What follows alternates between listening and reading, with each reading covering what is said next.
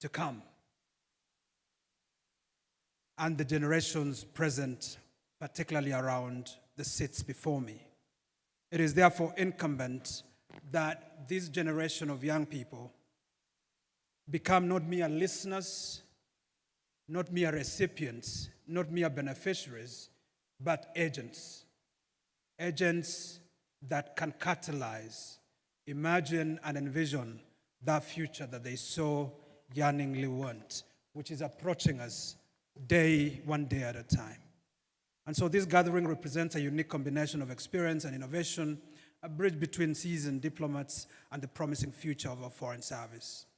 By bringing together seasoned diplomats who've navigated the complexities of international relations for decades and young, aspiring diplomats who bring fresh perspectives and boundless enthusiasm, we aim to foster a dynamic and insightful exchange.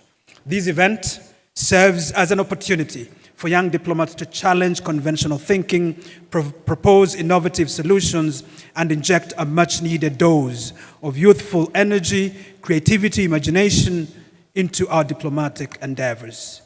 I encourage all participants to therefore engage in an open and honest dialogue, to share their experiences and to learn from one another. Let us use this opportunity to strengthen our diplomatic core, build bridges across generations, and work together to shape a better future for our nation and the world. Agenda 2063 is not far from today. It is the aspiration of the continent, but that aspiration will be carried forward by the young men and women who are seated before us. This is the gauntlet that we wish to throw, and therefore to urge us to take this opportunity while it exists. I think it was Shakespeare writing, I think, in King Henry IV, when he said that there is a tide in the affairs of men, and I'm sure he also meant women. All right, so there's a tide in the affairs of men which, taken at the flood, leads to fortune, but omitted, all the voyage of their lives is bound in shallows and in misery. And he goes ahead to say, on such sea are we now afloat, and must take our turn while it serves, or lose our ventures. So take your turn while it serves, ladies and gentlemen. Thank you very, very much. It is my pleasure. Do you want me to invite the next speaker? It is truly my pleasure right now to have the distinct honor of also inviting somebody whom I have the profoundest respect for because of her stewardship of one of the biggest institutions in our country, the United Nations office in Nairobi. I know her passion. I know her commitment to the continent. I know her commitment to young people. I know her love for Kenya, for Africa, for our world. I know her vision on sustainability, and therefore she's someone whom I am unashamed in inviting. And in fact, I'm deeply honored to invite the former foreign minister of our sister country of Sierra Leone, and now the Director General of UNON, Ambassador Bangura. Please do come to the stage. Let's put our hands together as we listen to Ambassador Bangura as she speaks. Thank you very much. Asante.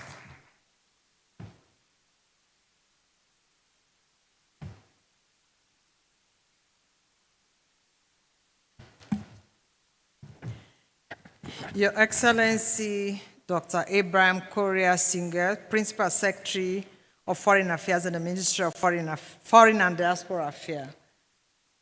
The sentiment is reciprocal. I have a lot of respect. I've worked with you, and I have to say I enjoy working with you. Excellencies, distinguished guests, ladies and gentlemen, good afternoon. It is an honor and a privilege to address this intergenerational dialogue as we celebrate Kenya at 60, a remarkable milestone in the country's diplomatic journey and its steadfast commitment to multilateralism, peace, and progress. Kenya's diplomatic journey is marked by extraordinary generosity and visionary leader. I am extremely happy that the Ministry of Foreign Affairs has decided to actually have this program. I've been in Kenya for almost 5 years, and every time I get shocked when I talk to people and explain to them how important and strategic Kenya is and has become over the years. So I'm really happy that we're able to have this to give us an opportunity, to share what a remarkable journey it has been and how strategic and important Kenya is in the global space. In 1972, the United Nations Environment Program was founded following the UN Conference on the Human Environment in Stockholm, Sweden. It started with 300 staff, one office. 3 years later, in 1975, under the presidency of Jomo Kenyatta, the Kenyan government donated 100 acres of land in Gigiri for the establishment of UNEP. In 1978, an additional 40 acres of land was provided by the Kenyan government under the presidency of Daniel Arap Moi for UN Habitat, which had been founded 2 years before as a result of the first UN Conference on Human Settlements held in Vancouver, Canada. The Gigiri complex today, as we call it, is the largest UN compound in the world. No other government has matched this scale of support for the United Nations since the entirety 79 years of history. This commitment has solidified Kenya's role as a critical player in global governance, making Nairobi a hub for international dialogue, environmental diplomacy, and multilateral collaboration. The United Nations office at Nairobi, created 2009, holds a critical position in the international community as the only UN headquarters in Africa and the global south. The other global headquarters are New York, Geneva, and Vienna. Multiple regional and international organizations are co-located on the UN premises, working across the entirety of UN mandates: humanitarian, development, administration, peace support, and peace operation. Kenya is the only UN headquarters that this is happening. As of November 2024, there are 86 UN offices in Kenya, both within the Gigiri complex and around the country. This fosters extensive regional collaboration and global partnership that promotes a better planet and prosperity for people around the world. Excellencies, ladies and gentlemen, being strategically located in Kenya and East Africa, UNON finds itself in a favorable time zone that allows almost seamless interaction in multiple other time zones around the world, including Europe, the Americas, and other parts of Africa. Nairobi is the first pilot of the common back offices, a key component of the United Nations efficiency agenda, which constitutes a core pillar in the United Nations Secretary General Antonio Guterres' management reform. Across United Nations Kenya now, several operational services have been combined for the first time in a one-stop shop. These services include administration, information, technology, financial services, human resource, logistics, and procurement. UNON, the office I am the Director General, is also serving UN services, UN offices in over 167 countries. In terms of providing direct administrative services such as staff payroll, staff recruitment, procurement of services, etc. Further, UNON is walking the talk on effort towards the Secretary General's commitment to environment and sustainability, which also aligns with Kenya's commitment to climate action. UNON is the first and only UN headquarters office to achieve ISO 14001 through 2015 environmental certification. These efforts are crucial as it demonstrates existing practical implementation of sustainable practices and serve as a model for other international institutions worldwide. Excellency, ladies and gentlemen, looking towards the future, the recent approval to upgrade conference facility at UNON, anticipated to be the largest capital infrastructure project undertaken by the UN in Africa, aside from peacekeeping operation, signifies a commitment to enhancing Nairobi capacity to host major global forums. The upgrade will put Nairobi at par with New York and Geneva, thus enabling Nairobi to support larger and more complex international gatherings, reflecting its growing importance in global affairs. An example is the recent 2024 UN Civil Society Conference in support of the Summit of the Future. It was a historic moment, the first time in 69 edition that the UN Civil Society Conference was held out of the global north. Over 2,000 participants representing 115 countries attended the conference. More than 40% of these participants were youth, aged 18 to 35 years. More than 80% of those youth were from Africa. The 2024 UN Civil Society Conference, or the Nairobi Moment, as we now proudly refer to it, was a critical step towards World Leaders Summit of the Future in New York this past September. As the summit, heads of state and government agreed on the Pact for the Future, focus on how multilateralism can deliver on its current promises, be more representative of today's world, and meet the aspiration of future generations. Excellencies, ladies and gentlemen, the Pact for the Future represents a visionary step forward. It encompasses a broad spectrum of critical areas of action, including on peace and security, sustainable development, climate change, digital cooperation, human rights, gender, youth and future generations, and the transformation of global governance.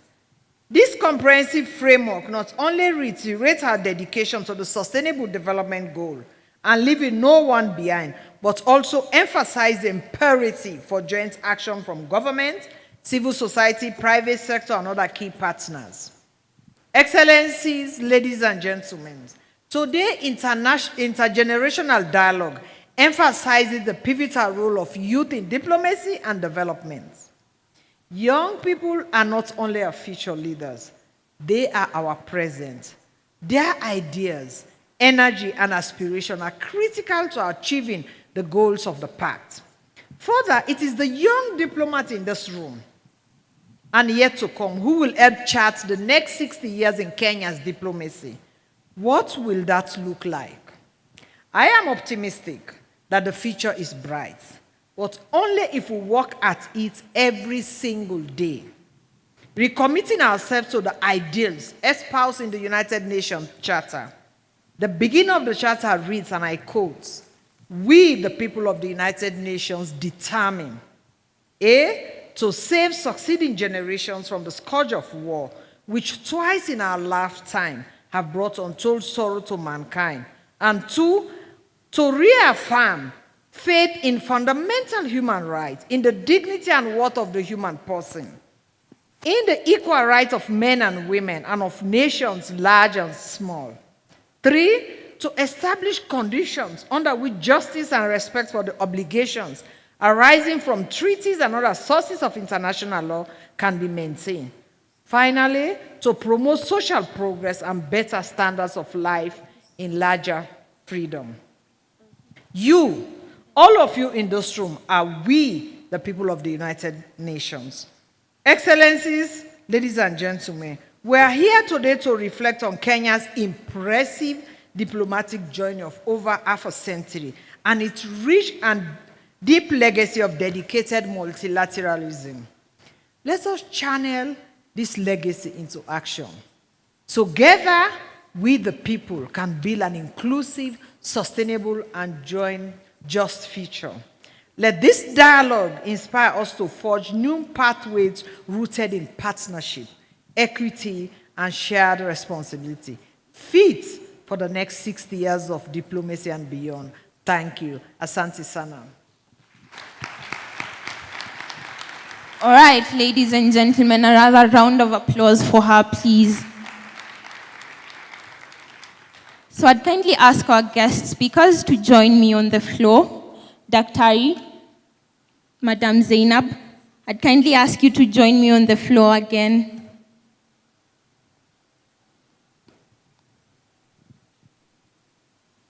Kindly join me on the floor.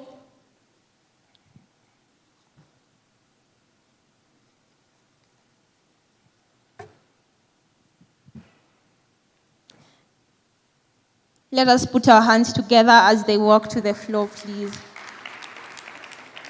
Can I also have 3 students?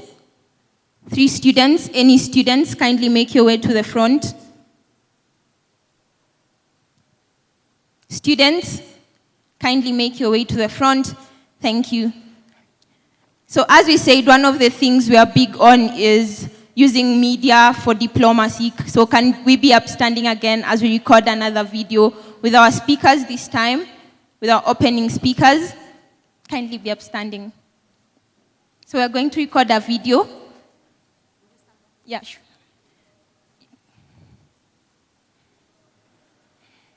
You can hold it. All right, please be upstanding. Just hold it and record a video. All right, so again, when we say diplomacy in action, you say intergenerational dialogue. When we say diplomacy in action, you say? So we are going to record a video as you also record a video, so kindly take your phones out again. Come.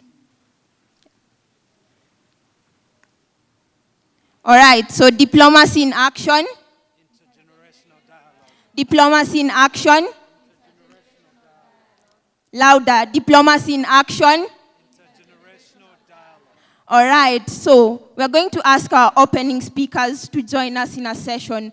We as the youth are big on getting down. So I'm going to call my sister Ray's to the floor. She's going to show you how we set it. Do we know how to set it? Do we know how to set it? We don't? All right, so let us show you how we set it, and then we're going to set it. DJ. All right, let's go. Let's go, let's go.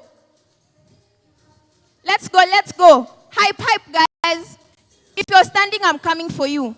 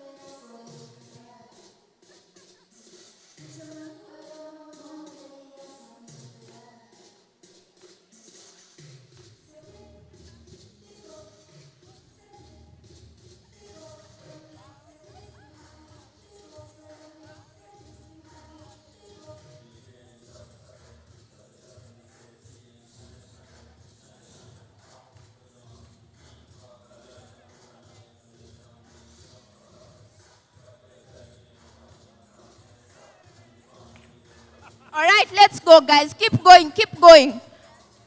Keep going, guys. All right, join us, join us. Join us. Intergenerational dialogue. Intergenerational dialogue. Join us, join us. So this is how we do it. Join us, join us. All right. All right. You can't be standing at the back. Join us.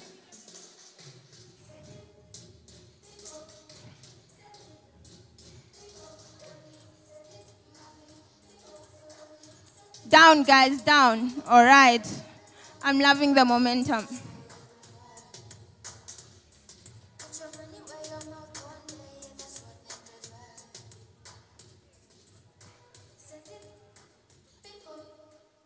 All right, ladies and gentlemen, that was lovely. Thank you very much.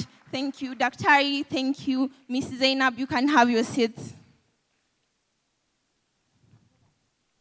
All right. So, I'm going to give the mic to one person.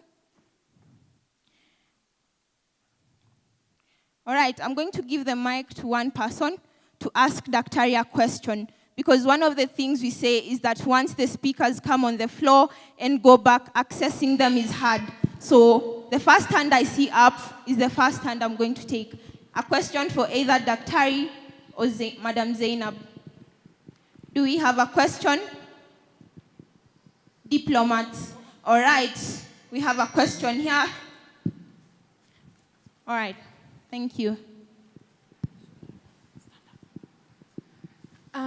Good afternoon. My name is Vina, and I will direct my question to Dr. Korir. I know that cultural diplomacy is a pillar of Kenya's foreign policy, or it was in our last foreign policy document. What can be done to effectively harness this, considering that we are constantly being westernized, even in how we dress, even in our engagements, even in English as a language? How can we navigate this and actually embrace our culture and effectively harness our cultural diplomacy in a way that it equally brings money back to Kenya? Equally, the intersectionality between politics and economy. How can we harness our cultural diplomacy to generate more revenue for Kenya? And equally, wherever we've worked, in whichever area that we've harnessed that, how can we still enhance it even more? Thank you.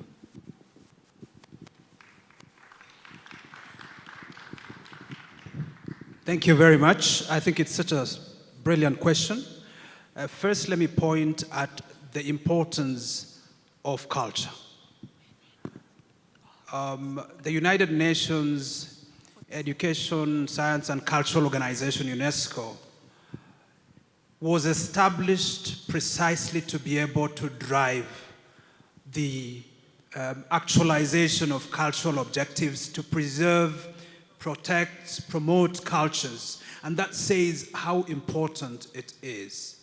And so in the UNESCO Charter, for example, there's something interesting that it says at the very beginning in terms of the preamble. It says that since wars begin in the minds of men, it is from the mind that we must forge peace.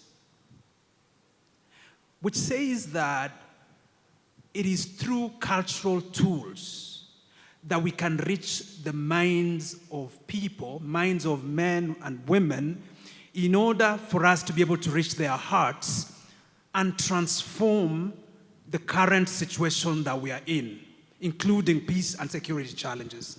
Culture is a very powerful instrument. You know, we've seen the use of sports as a tool for achieving peace, for example. We've seen, for example, the US basketball team sometimes even going to countries where they have no diplomatic relations. We've seen the use of hockey by a country like Canada during the Cold War to go to the Soviet Union. There is a great deal that we can use a culture to achieve. And so it's not just the economics of it, even in terms of peace and security. But then turning to the economic side, number one, I think our diplomacy is really focused on taking advantage of Kenya's rich culture.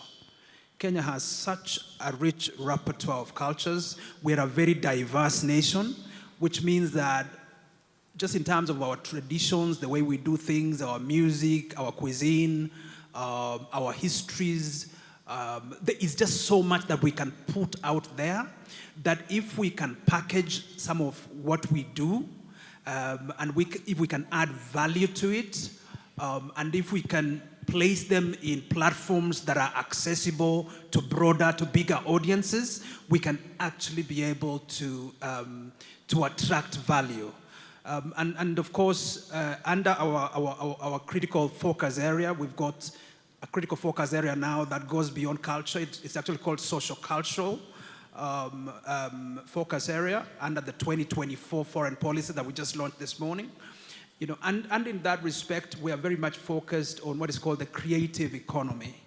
And the creative economy taps into the way in which we can take advantage of our culture, but do it in a contemporary fashion so that it's more attractive to, to a broader set of people.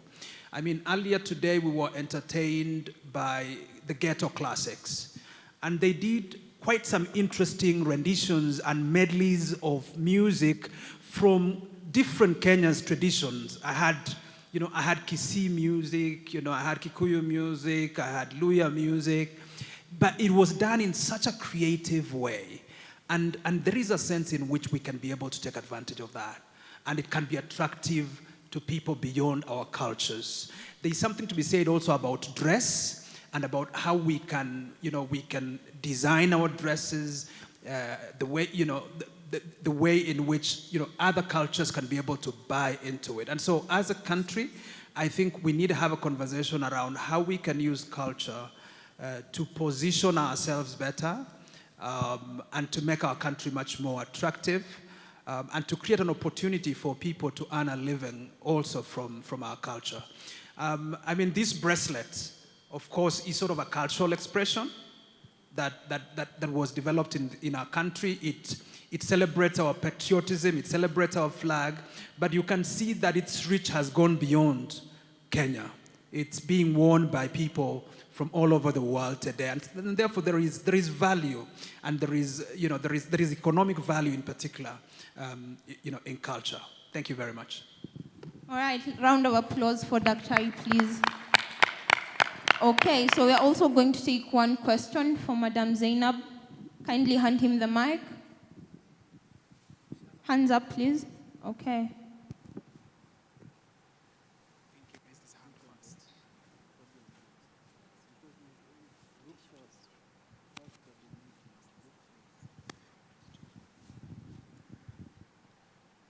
Okay, good afternoon, everyone.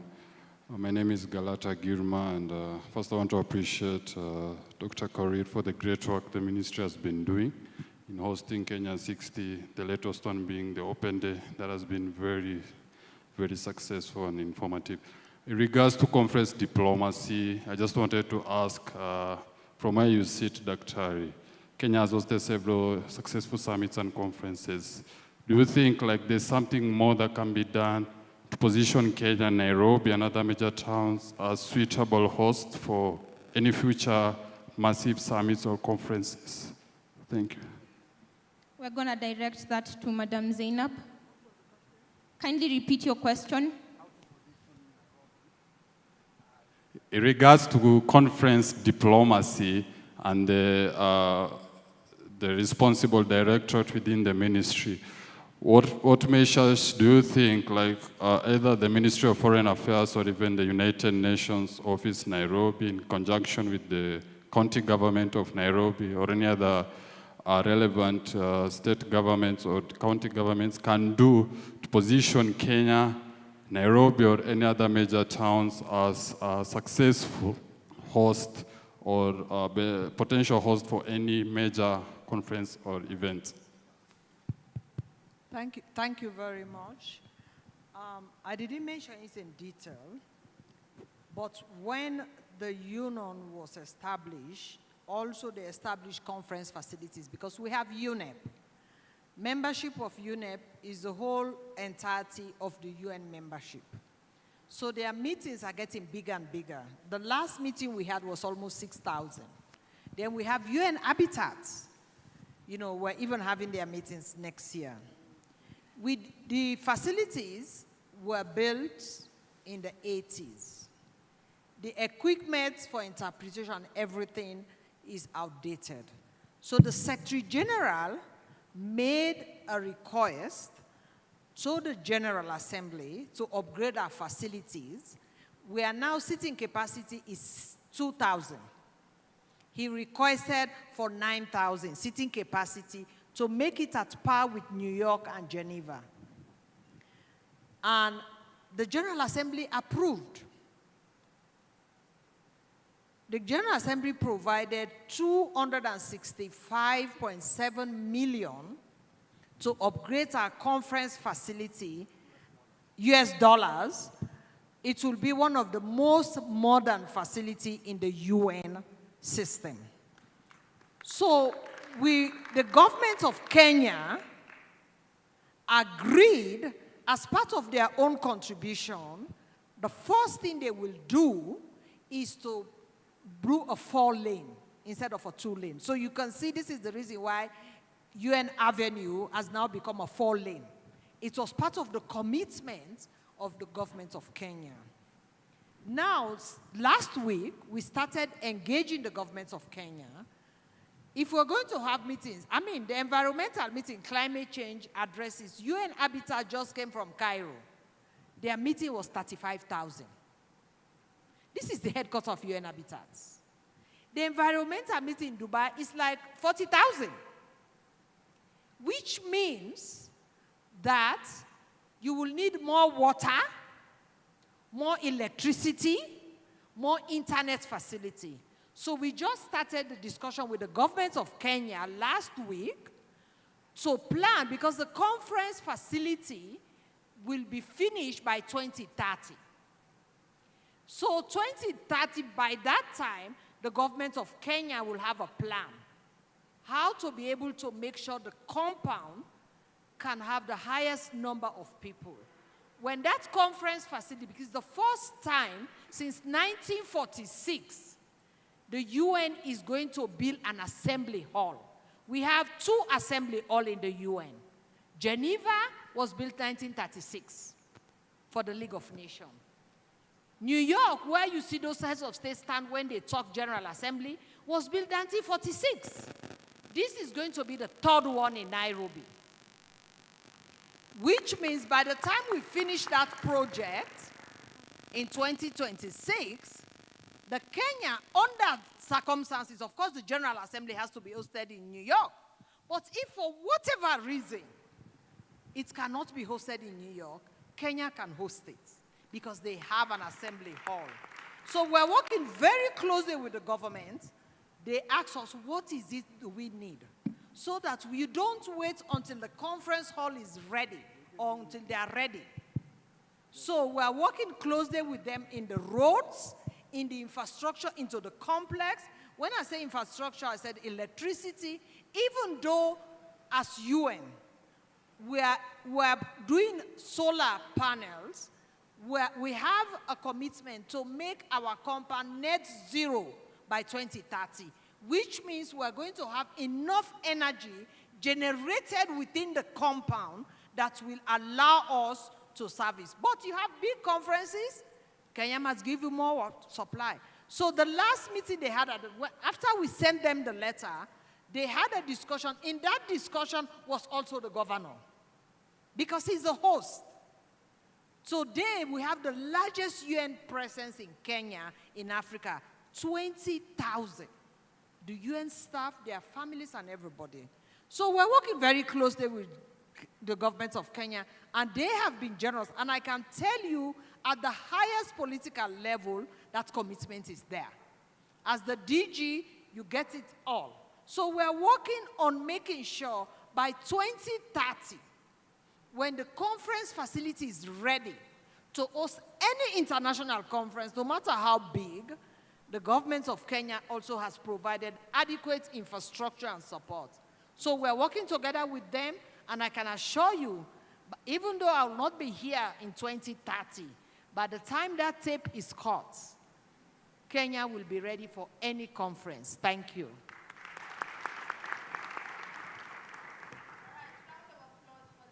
Again, as they take their seats. So next we have a fireside chat, one on inspiring the next generation of Kenyan diplomats. As you can see, the room is largely next Kenyan diplomats. So our first moderator is Ms. Amanda Landisi, the third secretary to the SDFA. She is a foreign service officer in the Ministry of Foreign and Diaspora Affairs, currently serving in the Middle East Directorate after having previously served 3 consecutive foreign ministries in the Ministerial Secretariat. She's a passionate feminist, a leader, and a women's rights defender with a strong commitment to advancing gender equality.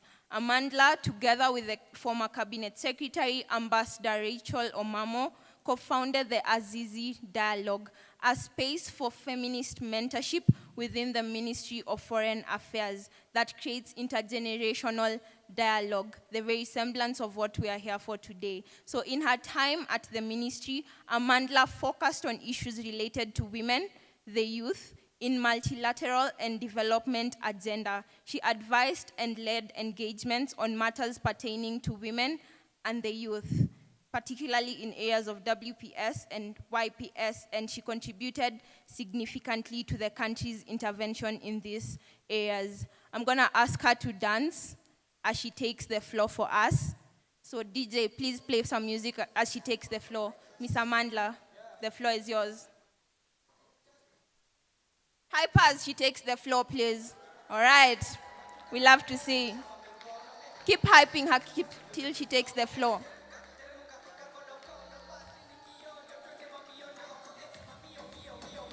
Hype, ladies and gentlemen.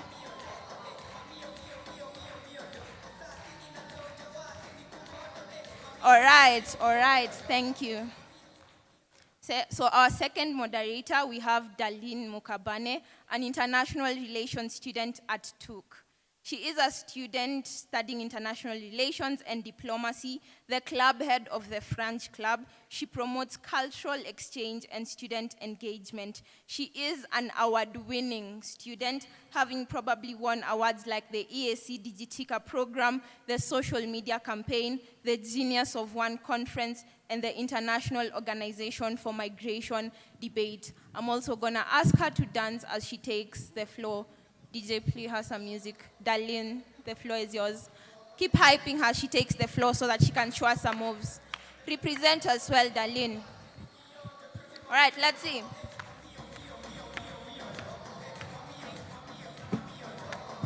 All right. Thank you so much.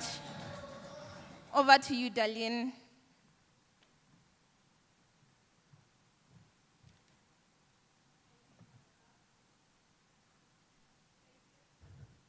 Right. Okay. Thank you, Sarah Bell, for your introduction. I'm very humbled. So I am going to be introducing our distinguished speaker, Ambassador Josephat Maikara, who is currently serving as the Deputy Director General of the Americas and Caribbean Directorate. Previously, he served as the Secretary for Foreign Administration and as the Director in charge of the EAC and the ICGLR department, among other roles in the ministry's headquarters since August 2022 at the Ministry of Foreign Affairs and Diaspora Affairs. He has 33 years of experience in policy formulation and evaluation, diplomacy, international relations, conflict resolution, and human resource. He was the ambassador of the Republic of Kenya to the Republic of Angola from March 2015 to July 2022. Previously, he was the Kenyan ambassador to Somalia from December 2012 to March 2015. He has a Master's of Arts in Diplomacy and International Studies from the University of Nairobi, and he also has a postgraduate diploma in PR and Human Resource Management. He has participated in various international meetings and conferences like the Intergovernmental Authority on Development and the United Nations General Assembly.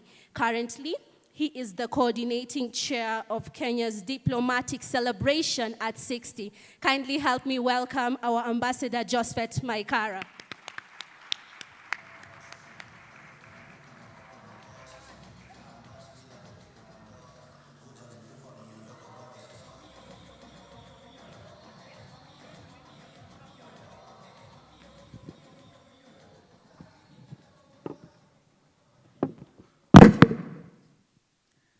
Karibu Balozi, thank you for joining us in this fireside chat. So for everybody here, this fireside chat will just be a candid conversation just to learn and take some experiences from our esteemed Balozi. As you heard, he has a vast experience in diplomacy, having served as an ambassador in more than 2 countries. And 2 countries, of course, these were both in Africa, but 2 very different countries in Africa. So we're going to try and ask a few questions. We are running a bit behind on time, so we are going to try and speed up this session, and we apologize in advance. So Balozi, I would like to ask you, my first question to you is, reflecting on this career of yours, right? What are the highlights that you've had in your career?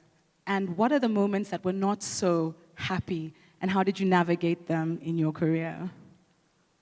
But then more so, I would love to ask you, what shaped your leadership? You know, Balozi, when I first met you, I was the assistant to the former foreign minister. And it was a very intimidating place to be because you have to deal with a lot of Balozis. But Balozi Maikara was the kind of Balozi that would always check in on you, even when he was all the way in Angola, always encourage you, send me a photo if he saw me in the background of a picture saying, well done, keep it going. So for me, Balozi Maikara really emulates that kind of mentorship, encouragement that this session is aiming to bring. So Balozi, what defined your leadership style, and what are some of the highlights of your career?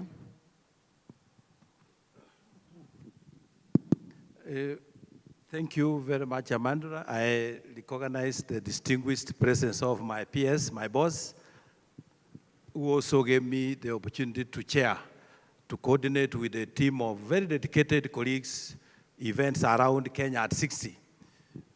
Let me say this, reflecting on my highlights in diplomacy, first and foremost, I want to start by saying this, that young diplomats in the house, if you have chosen a diplomatic career, that is probably the best career that you can ever have. So clap for yourself.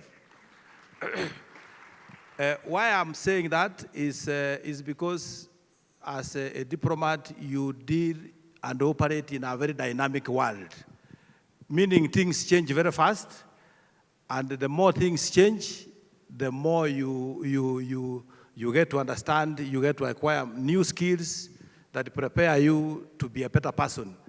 Now, reflecting on my diplomatic journey, first of all, I want to say that I want to thank so much those who held my hand when I joined the Ministry of Foreign Affairs.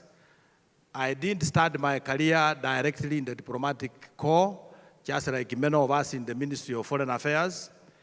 My stint was in the Ministry of State for National Administration, Internal Security, Office of the President. But one thing led to another, so I don't call it an accident because it was passion. I had applied for a master's program to do conflict, security, and development. So meaning I wanted to develop my career in security in the Office of the President. But then I got a local scholarship that sent me to the University of Nairobi to do masters in diplomacy and international studies. And then therefore that shifted me from security to diplomacy. But reflecting on my journey is that when I arrived at the Ministry of Foreign Affairs then, because now it's Ministry of Foreign and Diaspora Affairs, I was deployed to the Directorate of Horn of Africa. Horn of Africa is the epicenter of conflict in the region. I was the desk officer for IGAD, but more specifically the desk officer for Somali. It put me at the center of conflict in real terms. But I had very good bosses who trained me in the ropes, and I think I didn't take long before I became the head of that directorate, department so-called, and then I briefly moved to Uganda before I was called to come back to Kenya and be promoted to be ambassador of Kenya to Somalia. Now that put me in the epicenter of conflict resolution, and I think if you call it preparation in the real way, is being prepared at the highest phenomenal speed to be an excellent diplomat. And since then, my journey, I think, has been very exciting. and I've enjoyed up to this moment. Thank you. Thank you, Balozi. Darlene, would you like to ask Balozi? Thank you. So we're doing an intergenerational. So as you can see here, Darlene's a university student, I'm an officer, and then we have the esteemed Balozi here. So this panel really emulates intergenerational dialogue. Go ahead. Okay, thank you. Thank you, Amandla, for that. Balozi, I am very honored to be asking you this question. We are usually told that when you go for an event, you pick one thing and you move with it. And the thing that I've picked so far is when Madam Zainab said there's a statement she mentioned, even in the next 30 years, she projected that she might not be here in the next 30 years. So we are the ones, as the youth, who will be here. So I would like to ask, as Kenya navigates an increasingly complex global environment, how can the youth be empowered to play a more active role in shaping the country's diplomatic strategies and future in international relations? As I believe every youth who is here is aspiring to be a diplomat. So how can we be more empowered to make that diplomatic move? Yeah, thank you very much, Darlene. I would answer as follows.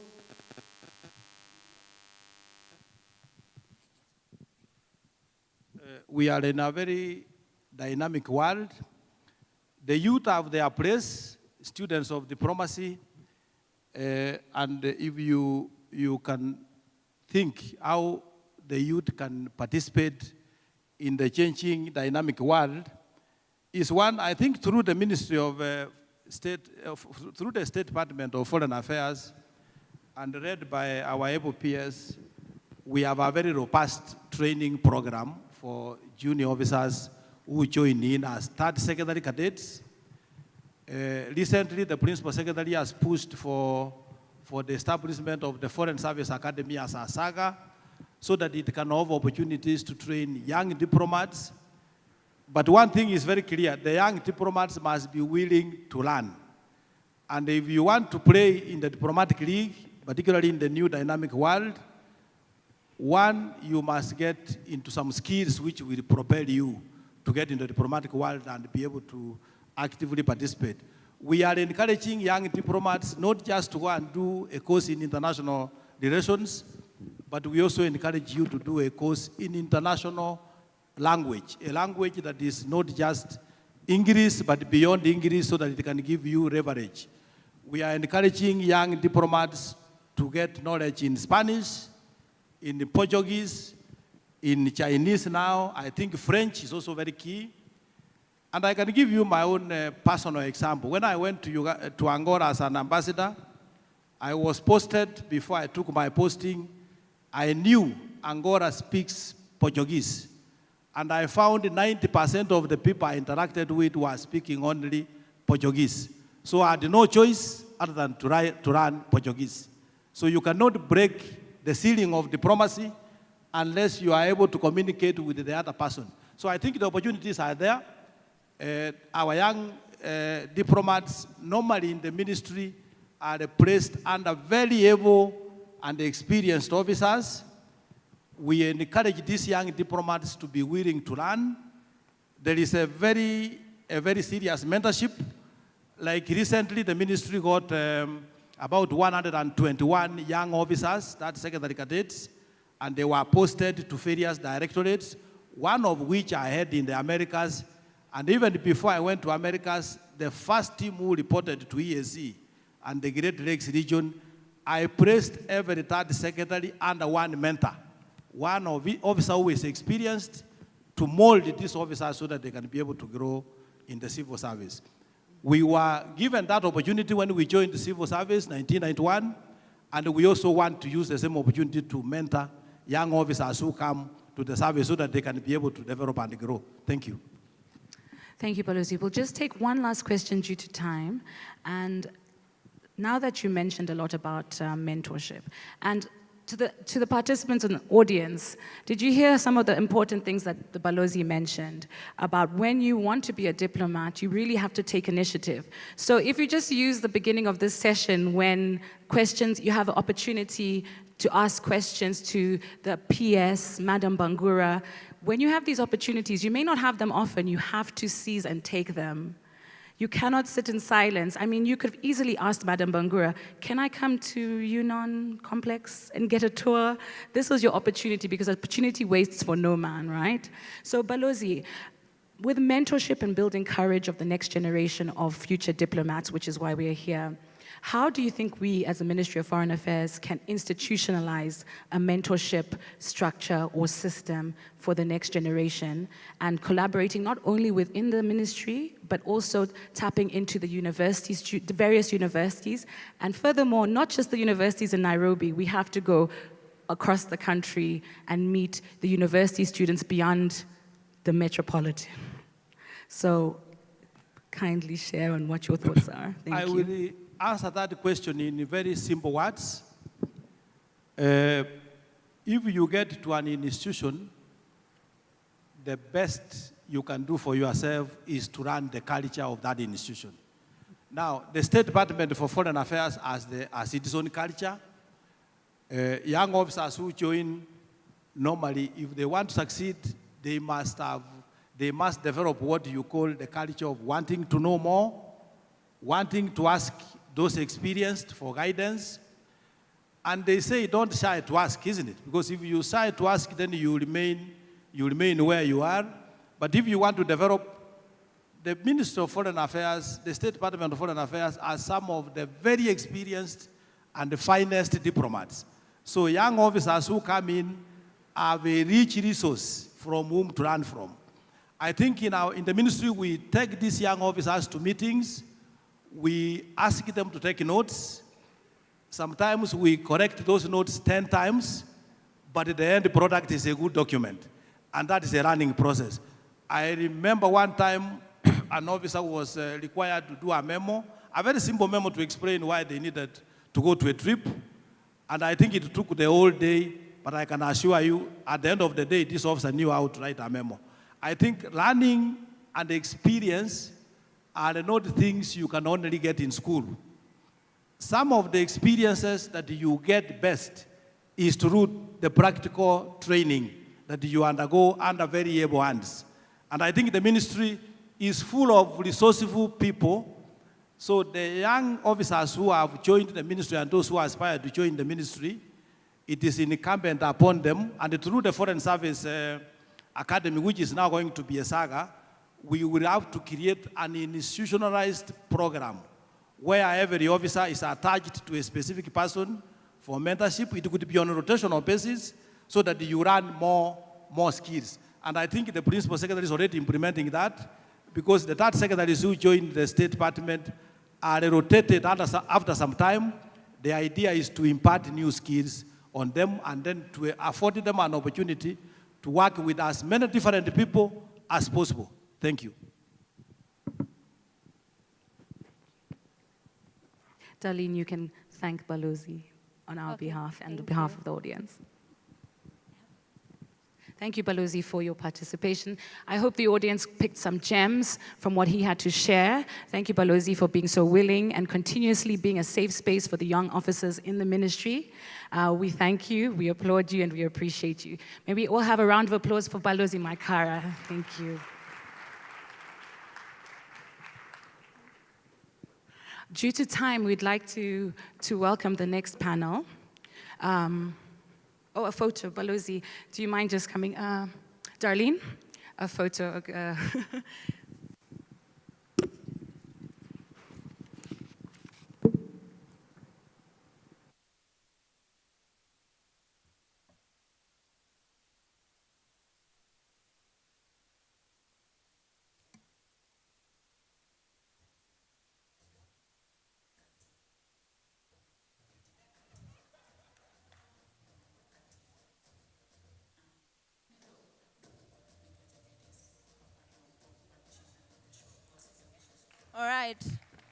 All right. Round of applause for them once again as they take their seats. Keep clapping until all of them take their seats. Thank you. All right, so we have a few tokens for the most active participants, and of course the people who smile at me because I'm just like that. So we have a panel next, and I'm gonna introduce the moderator. Ms. Caroline Ofula is the third secretary to the SDFA. She works with the Ministry of Foreign Affairs and the Republic of Kenya. She currently serves in the UN and International Organizations Division as the desk officer handling disarmament, space exploration, and chemical, biological, radiological, and nuclear weapons. Prior to this, she served in the Environmental and Climate Change Division, the Office of the Principal Secretary, and the Directorate for Diaspora Affairs. She has been part of several policy review and drafting processes, including the Kenya Foreign Policy, the Kenya Food Systems Policy, and the Food and Nutrition Security Policy. She holds a bachelor's in International Relations and Communications and a master's in Public Administration. Ladies and gentlemen, with a round of applause, help me welcome Ms. Caroline Ofula to the floor. Ms. Caroline, please show us some moves as you also walk to the floor. All right.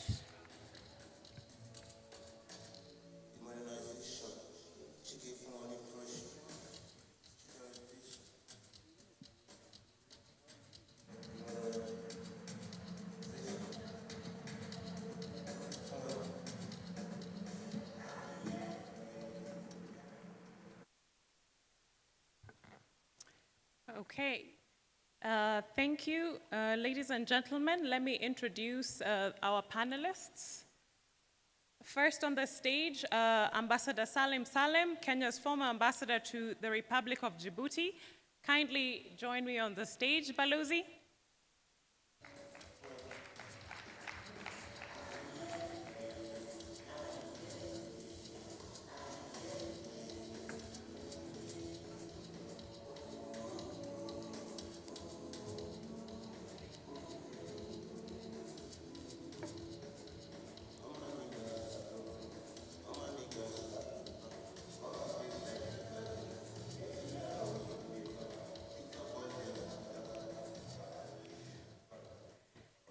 Next up, we have Ambassador Peter Madens, Ambassador of the Kingdom of Belgium to Kenya.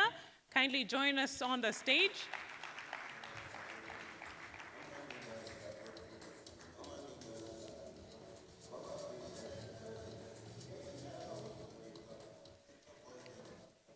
Next up, we have Ms. Charlene Migwe Kagume, Africa Lead of Caribou Digital.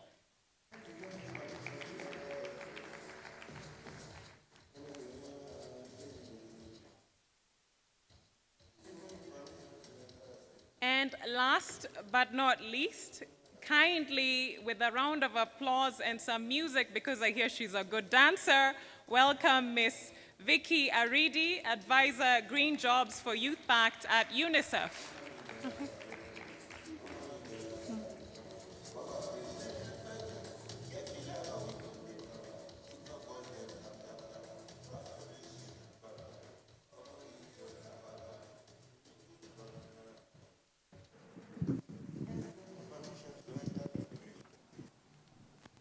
So welcome everyone to this panel session. We will be discussing emerging issues from the triple planetary crisis of climate change, biodiversity loss, and pollution. And we will be covering digital diplomacy and tech in our social media world.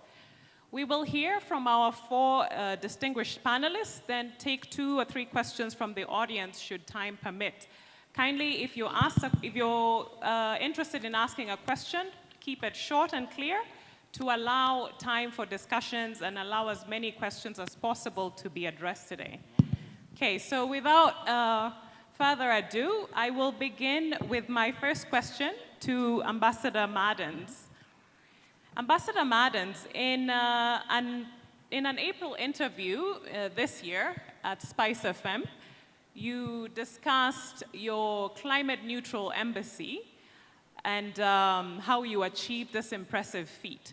And it's wonderful to see this kind of ambition from Belgium And we hope to see this ambition replicated at the global stage. So our question today is about the outcome of COP29. It was just concluded. A number of countries were disappointed by the outcome because the kind of ambition that Belgium has shown here in Nairobi is really missing on the global stage. We just would like to understand, how can we properly tackle climate change and indeed environmental sustainability in general when financing and ambition still remain such a divisive and elusive issue globally? I'm glad you started with the example of my embassy and the the net zero embassy that we built here in Nairobi. By the way, the first net zero embassy in Nairobi and the first net zero Belgian embassy worldwide. I'm glad you started with that because that's actually, I think that's where it all starts, at the individual level. And that means that everybody actually has an obligation to do something. And it's only from there that you can start building up. It seems to me that COP29 or the COP in Baku, as disappointing as it may seem in the short term, or as we sit here and look back a week or 10 days, I think there may be one silver lining around that COP, and that is that it's shown that we may have to start having these conversations differently. And actually seeking not so much how much we do, but how we do it, and convince each other that we each have a role to play. It seems to me that this was a particularly acrimonious COP, and that there is a lesson to be learned in that particular thing. We need to learn to do this differently because we can't keep going on with this acrimony all the time. Thank you. Thank you, Ambassador. I may have a follow-up question, but due to time, let's keep going, and I'll come back to my follow-up once we have addressed all the members of the panel. Ambassador Salim, still on the triple planetary crisis, we know that these are largely driven by our consumerism and our growth model economies. So is it possible to reconcile capitalism with sustainable development, or do we need a fundamentally different economic system to be able to address these crises?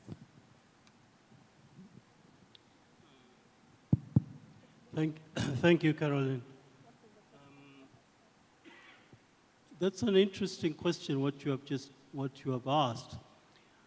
And I think my response to the issue about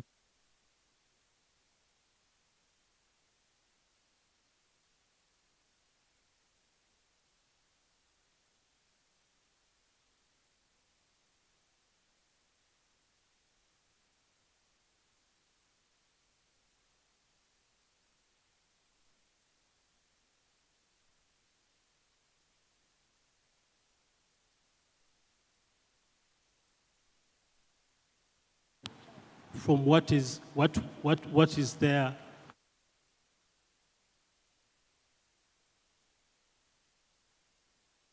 in meetings, in various meetings,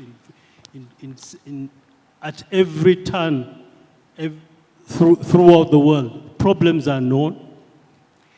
Not only are the problems known, the solutions to these problems are also known. There has been a lot that is out there. So we also know what to do. So you might wonder what is the issue? I think what we need to do is to be honest and look at where the problem lies. If the problems are known, the solutions are known, but nothing seems to get done. And that's where we need to zero in. We must begin with policymakers. A lot of the time in these issues of climate action, what is needed to be done and so on, you find that policymakers, governments concerned, are a bit shy in implementing what has been discussed in rounds and rounds of discussions.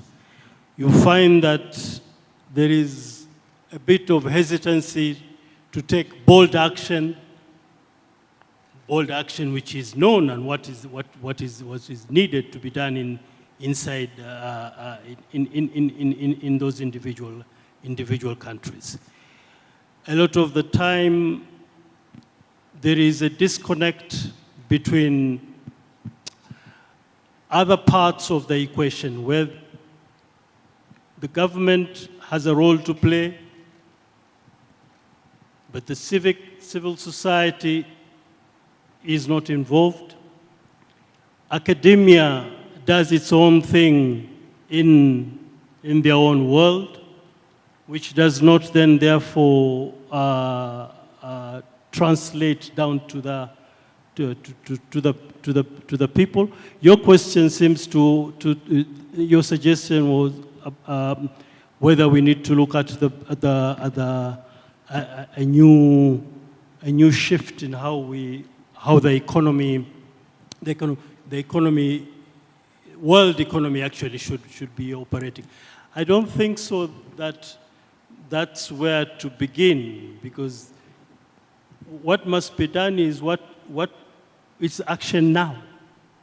That kind of hypothesis is good for the professors in the universities. You're not going to change the world economy in a day, or even in many years. But what needs to be done? What needs to be done now? It needs to be done tomorrow. And those are the actions which I said are already known, but they are not being put into practice, or they are being done in a how do you say, in a very lukewarm way. I think already when you are asking Ambassador Madden here, the question that you just asked him, I could read there that there was a bit of sense of disappointment in some of these meetings which have just been held. Therefore, I would dare to say sometimes policymakers and the rest of us and the rest of the governments all over the world and ourselves, even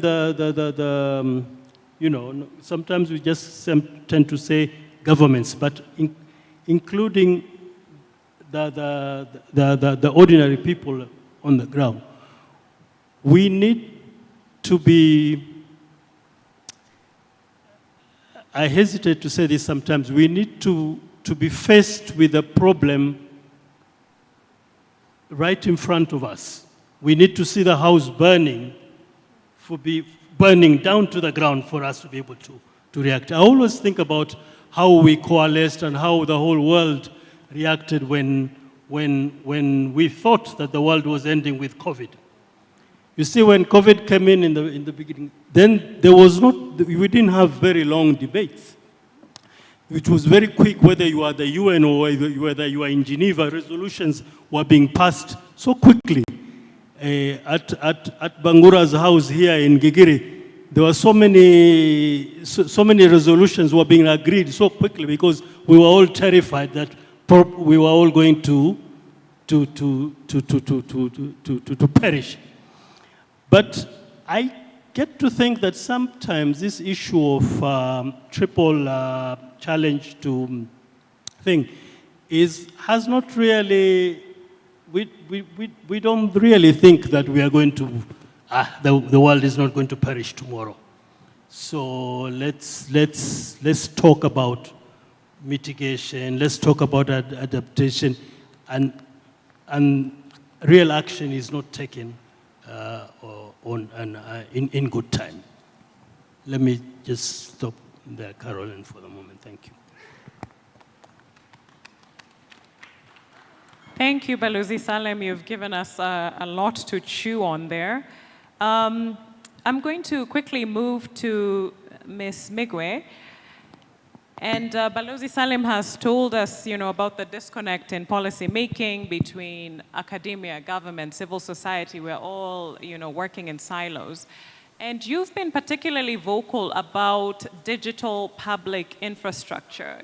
You've written about the need to tailor data and digital solutions to specific country needs and the end users.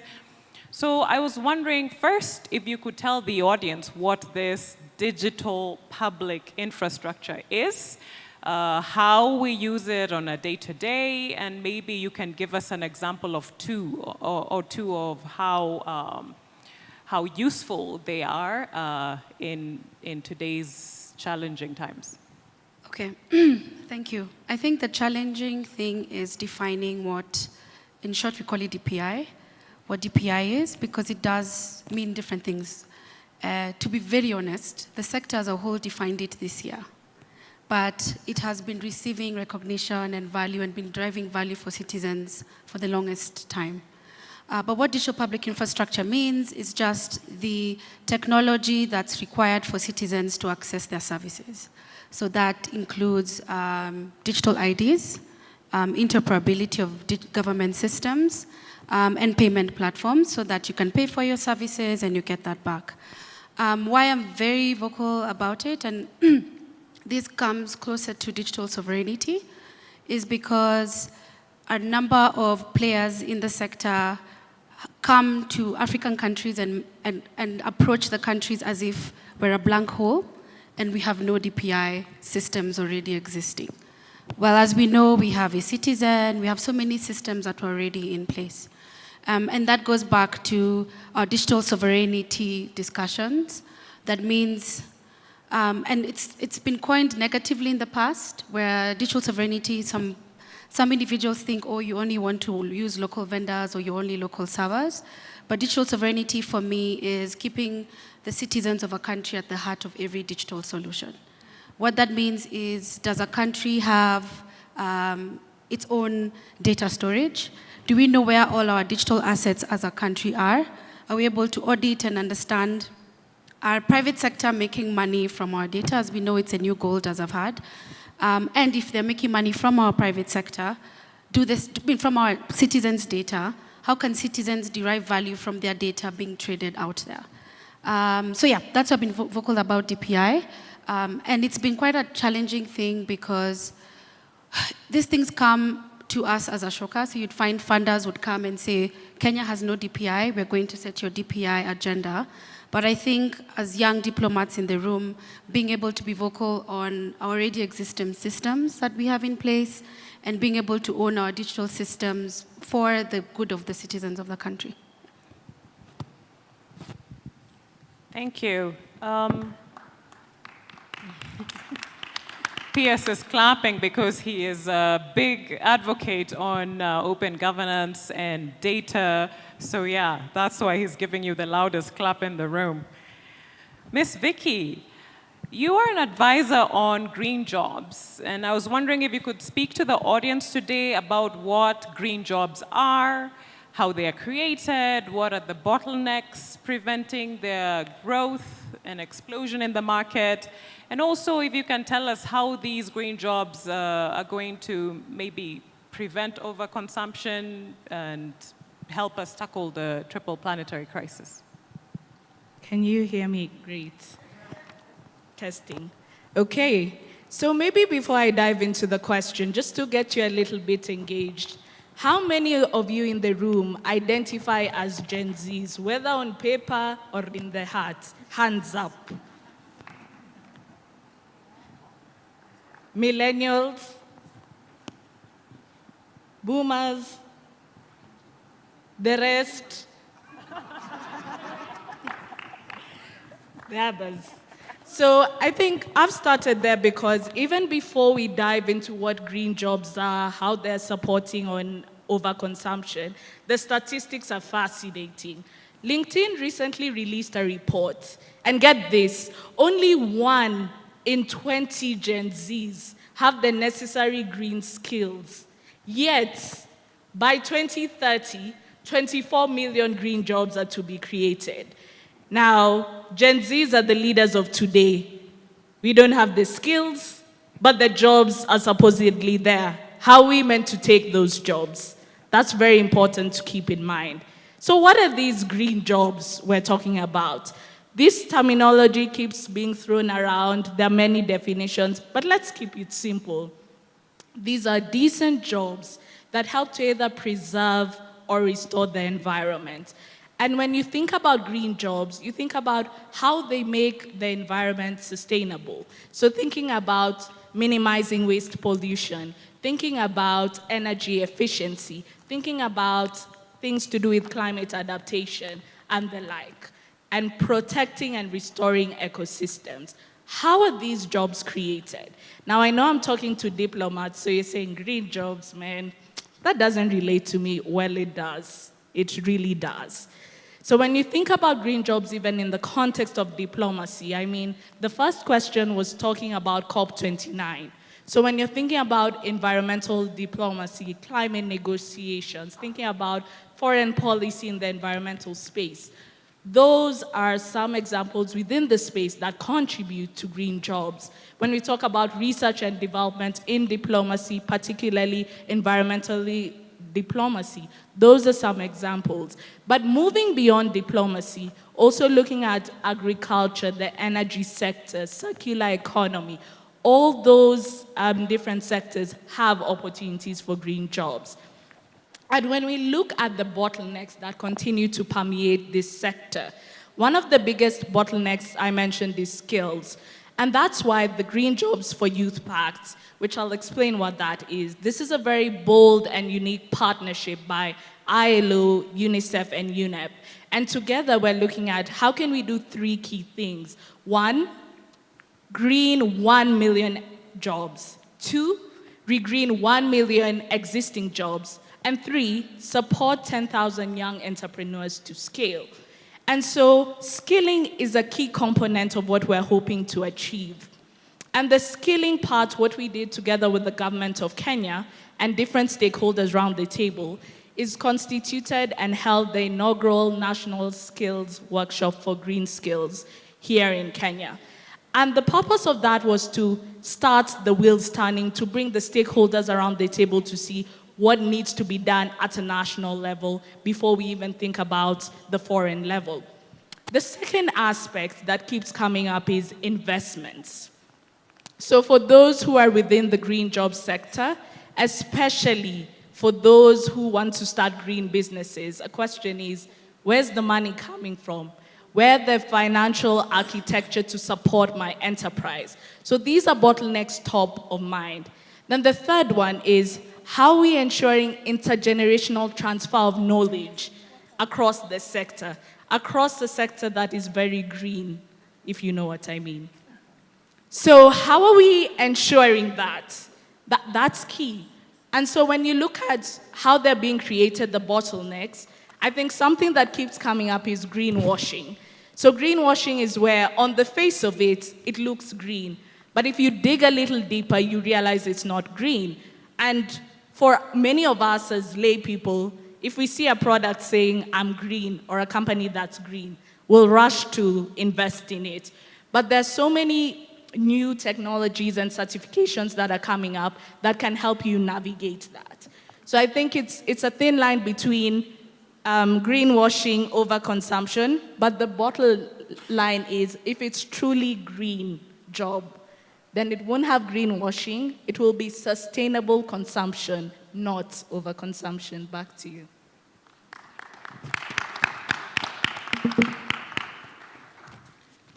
Thank you. Maybe we can move a little bit away from climate diplomacy and move into the digital diplomacy space. And the first question on this is, again, to you, Ambassador Maddens. So more and more, we see that Ministry of Foreign Affairs around the world are joining the meme culture to assert influence and sway public opinion. One example that comes to mind is Ukraine's tweet about different kinds of headaches, and living next to Russia was, memed as one of the main headaches. So how has social media transformed our traditional diplomatic engagements? And what are the implications of this excessive use of social media on a country's sovereignty, especially given that there are a lot of outside actors now who are also trying to influence citizens through social media? Thanks for that question. One of the things I think we need to realize when we're analyzing the role of social media and tech in government in general and foreign affairs in particular is that this is not the first time humanity has gone through this process. What is social media? What is tech? It's more information circulating more quickly. We did that the first time when we invented printing books. So this process is not new. We've been here. We did it when we printed books. We did it with radio. We did it with TV. Now we're doing it with this. The only difference is we, at this point, are living it rather than reading about it after it's all been digested. So that's the first thing. That being said, there's a problem. I mean, the problems that we can see with social media today is the lack of nuance, the direct access, the fact that emotions and reality often conflict. And that's something we're going to have to figure out. We're going to have to figure that out as humanity, and we will, just like we did when we started printing books and we went for TV. Remember the story about the first presidential debate in the US, where the people who were listening to the debate on the radio said that Richard Nixon won. The people who were watching it on TV had a problem with the fact that he hadn't shaved. And Kennedy looked better, so he won. Again, we will figure this out because humans are ingenious. We're actually really smart, and our ingenuity will fix this all. The fact that the information circulates more quickly, however, does give us we feel like we need to respond to it more quickly as well. And that's not always a good thing. We then build our systems so that we can all work with this information that's circulating more quickly, and that's not always a good thing either. I'll give you an example. A while ago, somebody from my ministry called me up and said, you need to change the travel advice for the country you're serving in, because we have information that requires you to change your travel advice. I said, well, I'm not going to change it until you show me that information. And the person on the other end of the line said, well, are you in your office? I said, no. Well, then I can't send you the information because your phone isn't secure enough. Well, okay. I remember 30 years ago, that kind of information would come on a coded telex. So 30 years ago, it was better than it is now. So all these things, we haven't actually figured out how to deal with that yet.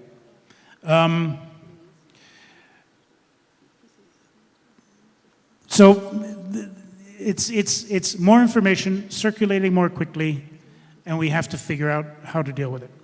Look, without tech, let's be honest, we wouldn't have handled COVID as quickly as we ended up being able to handle it.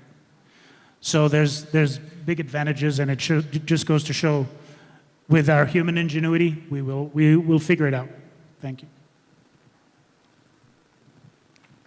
Thank you, Balozi. Picking back off what Ambassador Maddens has said, Ms. Migwe, He has talked about the positives, the positive aspects of tech. I was wondering if you could talk to us a little bit about the challenges that tech is presenting to democracies around the world in form of misinformation, polarization, erosion of privacy, cyber attacks, to name but a few. We had our own scandals here with Open the Servers, and it's not just here. We've had about, in the US, there are claims that Russia interfered with the elections. We had the Cambridge Analytica scandal. Are our fears valid? Should we genuinely be terrified, or should we, as Ambassador Maddens is saying, just trust that we will figure it out? I'm a bit of a pessimist as opposed to the ambassador, and this is because human beings come in different forms, and that's why we have different processes in place and stopgaps to safeguard against harm for human beings. And technology came, really good, great stuff, such as COVID, etc.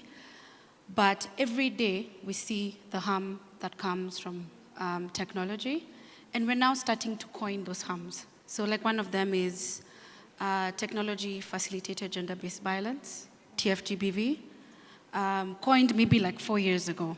If you asked me 10 years ago, I used to be a software developer, something about TFGB, I wouldn't be able to answer you that.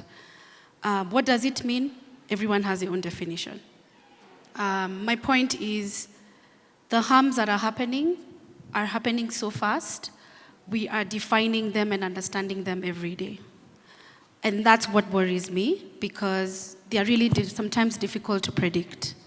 How can we prepare for something that evolves every day with new harms? The other day I was in a conference and they were saying the people who do good make 1 step, the people who do bad make 10 steps forward. They invest to destroy faster than we want to do good. So that's why my role at where I work is thinking about safeguards against the harms of technology. Are African countries ready for this? And I think because the harms are of evolving nature, we have to be evolving in nature in itself. So are we having the right trainings consistently for policy holders? Are our policies agile enough? I really cannot tell you what agile policy really means. I hear it a lot in conferences, but are our policies able to adapt to the difference in technology changes?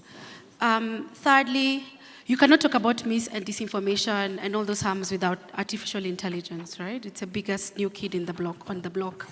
And kudos to the ministry. We have a tech envoy who's doing a really great job, and artificial intelligence, which I thoroughly agree with him, is the pinnacle of what our advocacy should be, because that's where we've seen the most harm. We've seen deepfakes, we've seen automated bots that are misinforming, for example, misinforming our farmers. Like we've seen that the application of AI even in healthcare that is misinforming patients' outcomes. The only way I think we should be at the country level ready for that as African states. By the way, we have so many frameworks. I would suggest from a diplomatic point of view, look at the Africa Union frameworks. They have a framework for everything digital. They have a digital strategy, they have a safeguarding framework, everything that can trickle down to the country level. But most importantly, are we cohesively working together to improve our capacity to be responsive and also be able to predict some of these harms? So I'm a big proponent of R&D, research and development for AI. I was reading the other day, I forgot what they're called, but they're called the Bell Hub in the 1940s, where we had IBM Research, we had all these private sector folks come together and invest in research and development without having profit in mind. And that's when you get transitionals and other strong digital platforms that really pushed technology for good. Are we ready to do that, invest in research and development? More importantly, are we ready from a diplomacy perspective? I'm excited that you are thinking of a tech angle in this meeting, because it's about the people. It's not about the tech. If we have the people in the room here who are good in the business of people, to be able to talk to the Metas of this world, to the IBMs, to the Microsofts, to really push for and negotiate for what really matters to the African citizens when it comes to digital, that's it for me.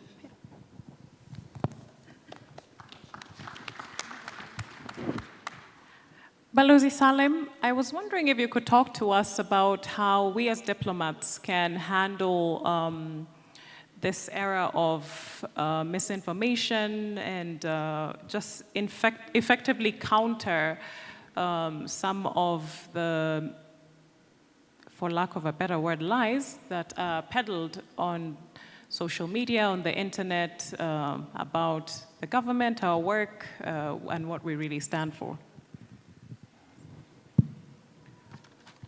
Tu sais, Caroline, normalement, ces questions, tu dois adresser à ces gens-là. Parce que c'est eux-là qui produisent ces... C'est pas nous, les faux-didactiques, comme Oui, ça, oui. ouais. Voilà. Voilà. Oui, non. Okay, I got your attention. I just wanted to get your attention.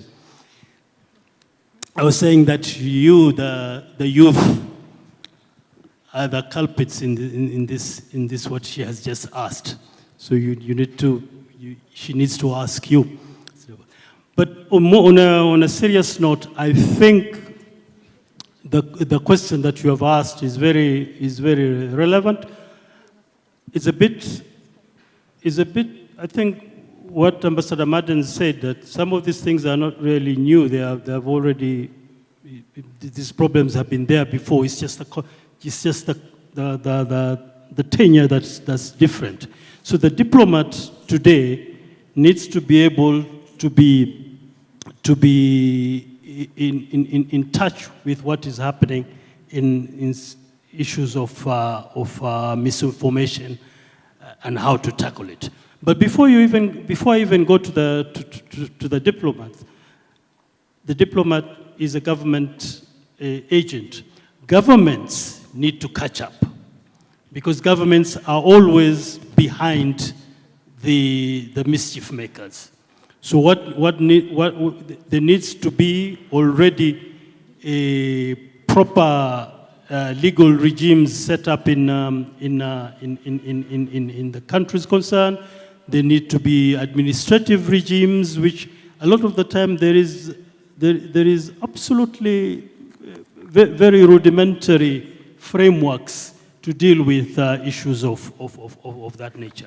So you need to have the regulatory frameworks, the legal regimes and so on set up to be able to control that. But on the other side, the governments must also be, while you are looking at the issue of tackling misinformation and disinformation, be able to make sure that you do not tread on the rights of people's right to information. So and that balance needs to be kept very well. So frameworks need to be put in place, and so, but also there must be in-time reactions by governmental authorities, and therefore now also the diplomats sitting, if you are in a mission somewhere, and you are, first of all, as a diplomat, you would need to be on your toes on what goes on social media and other avenues where this disinformation is and misinformation comes up. And for you to be able to be linked to your headquarters so that they're able to supply you with the information in good time,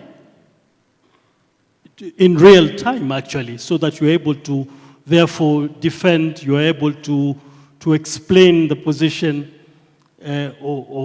so that by as soon as whatever disinformation or information has come out, you have already reacted. Not 3 days afterwards, not the next day and so on. The other thing I would like to say is that there are places where they have advanced a bit in trying to deal with the issues of misinformation and disinformation. I like, for instance, mind you, this is a problem across the world. Everybody's trying to tackle, to deal with it. What the EU has done and some of the countries out in the developed world is to be able to work, first of all, with entities that deal with debunking some of the misinformation that goes out on the social media. But then there are dedicated institutions, mechanisms that deal on a daily basis with misinformation, either where they have seen it and they have reacted and they have put out the correct version, or they have been asked, now that once the public gains confidence in those mechanisms, they go to those entities and ask, is this, they say that the sky is pink today, so therefore the world is going to end tomorrow. Is this the case?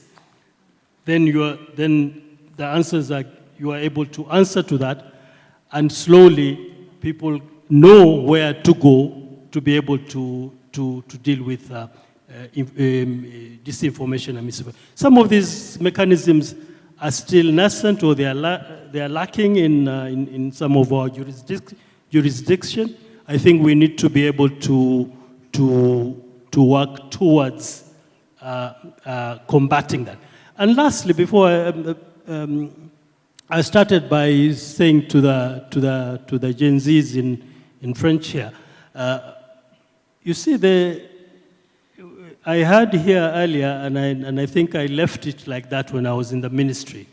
There is a strong base of Gen Zs and all who have joined the ministries, and you guys are an asset, because you're the mischief makers in some of these things.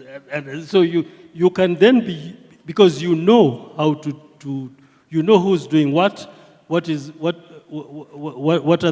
the tools to do, and the PS here should be able to use that group of officers to be able to, I don't know whether it takes to have a unit down there to deal with that sort of issues, but to be able to deal with misinformation and so on. Thank you.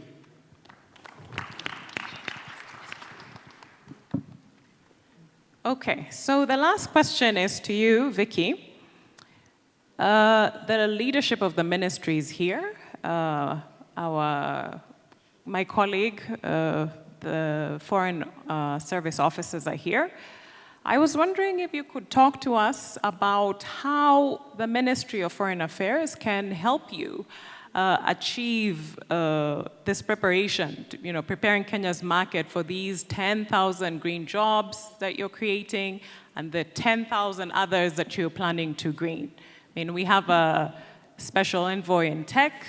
We have an whole army of officers. So how can we make this happen for Kenya? No, great question. And it's great that the ministry is here.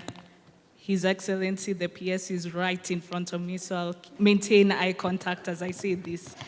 So I think, the Ministry of Foreign Affairs is at a unique position within the government, because you play a critical part and are the cornerstone of the foreign policy for Kenya and how we interact with other countries. So the first thing when we think about jobs, how can we ensure that our foreign policy creates an enabling environment for green businesses? How can we ensure that? That's very, very critical, because a lot of green businesses, even within the country, when they start looking for external markets, there are barriers. When they start thinking about mechanisms to interact beyond borders, there are barriers. So how can we change that? Number two, intergenerational. The Ministry of Foreign Affairs has a unique position to walk the talk. So even as you look at environmental diplomacy, who is at that table? Are there young people? Is it intergenerational? That is key. The third thing is resourcing. And resourcing, we're not just talking about the financial resources, but the knowledge. The Ministry of Foreign Affairs interacts with different departments, with different countries. You have your ears and eyes on the ground. How can you transfer this knowledge to young people to corporations so that they're aware this is what's happening on the ground and we can start to shift the status quo. And the last thing is, as the Ministry of Foreign Affairs, how can you partner with other institutions? I think a lot of the time when we think about green jobs or anything, we're like, Ministry of Environment, that's it, go there. How can we partner? I think that's critical. Yeah. Thank you. Please give our panel a round of applause. Do we still have time for questions, Alan? No? Okay, so if you have any questions for our panelists, you can reach out to them as they are exiting the stage. Unfortunately, we don't have time, but thank you so much, Ambassador Maddens. Thank you, Ambassador Salim. Thank you, Ms. Migwe, and thank you, Vicky. Caroline, we can probably have a group photo.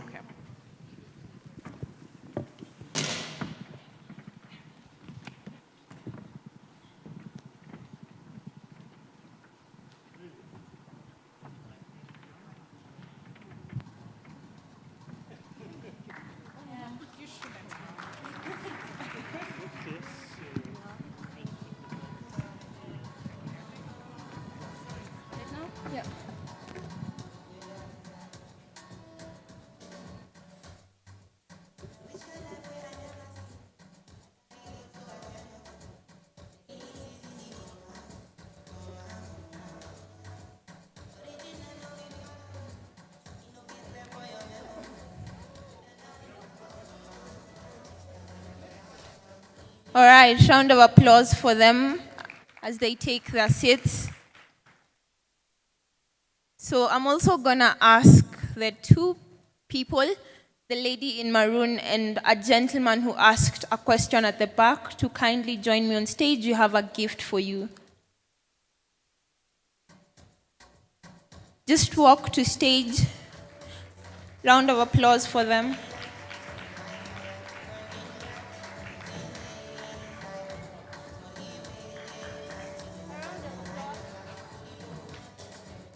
A round of applause for these two who asked a question. It shows their courage. Thank you very much. All right. Yeah. So now, ladies and gentlemen, kindly fix your eyes on the screen. No, there's no. Kindly fix your eyes on the screen. We have a short video for you to view.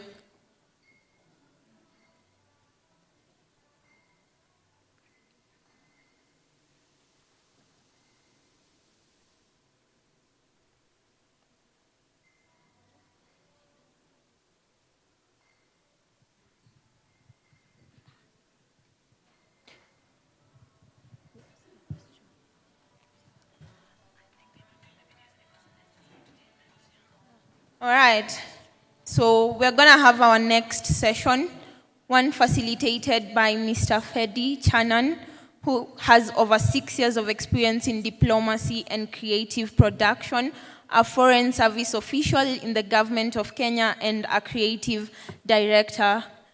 Kindly put some music for him as he walks to the floor so he can also show us some moves. Round of applause for him, guys.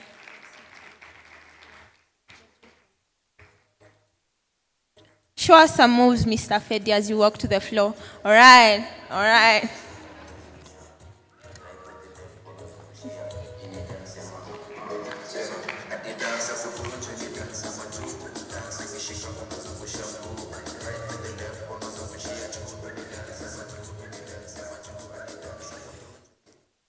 Wow.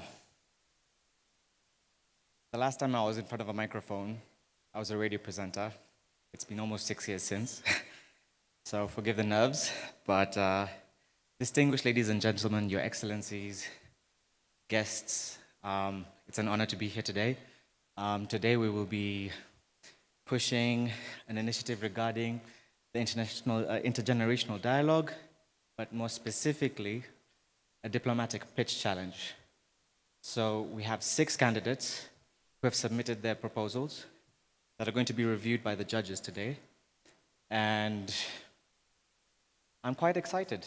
A lot of the pitches that were sent in to us came from the youth, mostly students.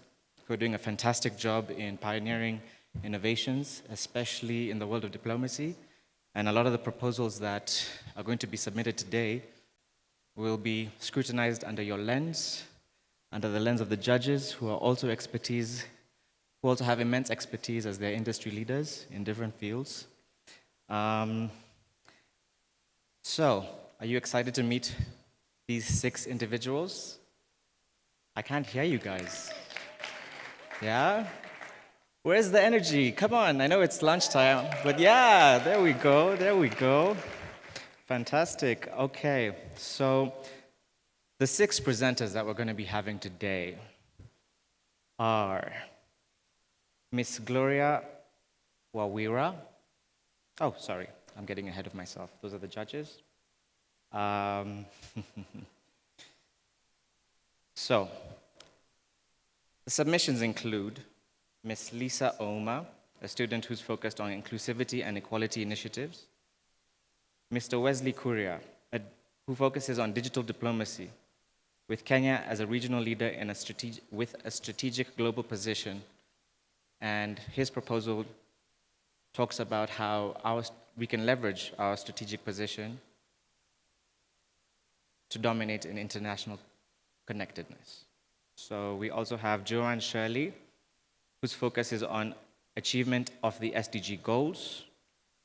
Mr. Peter Kasina, who focuses on youth entrepreneurship through diplomacy. Mr. Daniel Makathimo and Miss Alice Ayuma. So please give them a round of applause.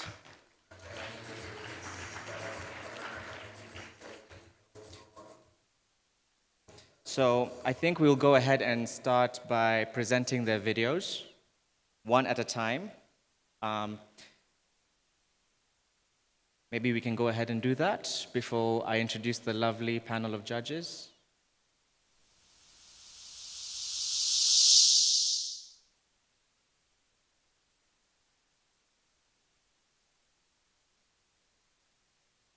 One second, guys.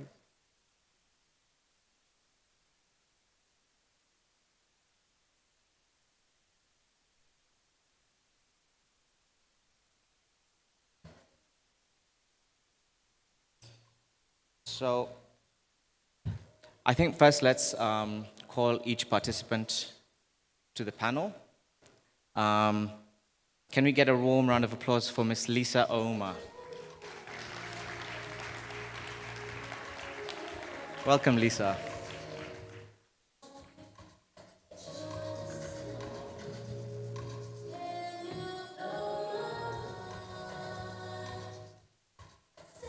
Fantastic. Secondly, can we have a warm round of applause for Mr. Wesley Kuria? Where's the energy, guys? Come on. Wesley, show us some dance moves, bro. Come on, come on.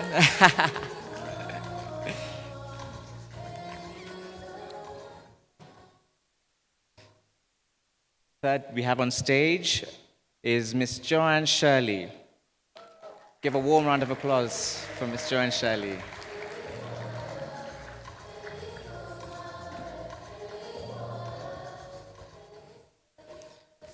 Next, we have Mr. Peter Kasina. Mr. Peter Kasina, please come join us on stage. Are you around?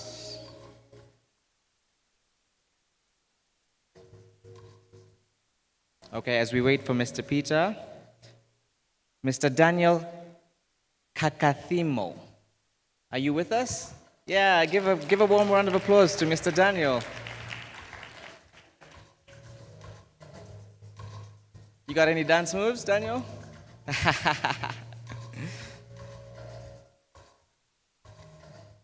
And last but certainly not least, we have Miss Alice Ayuma. Please give a warm round of applause for Miss Alice.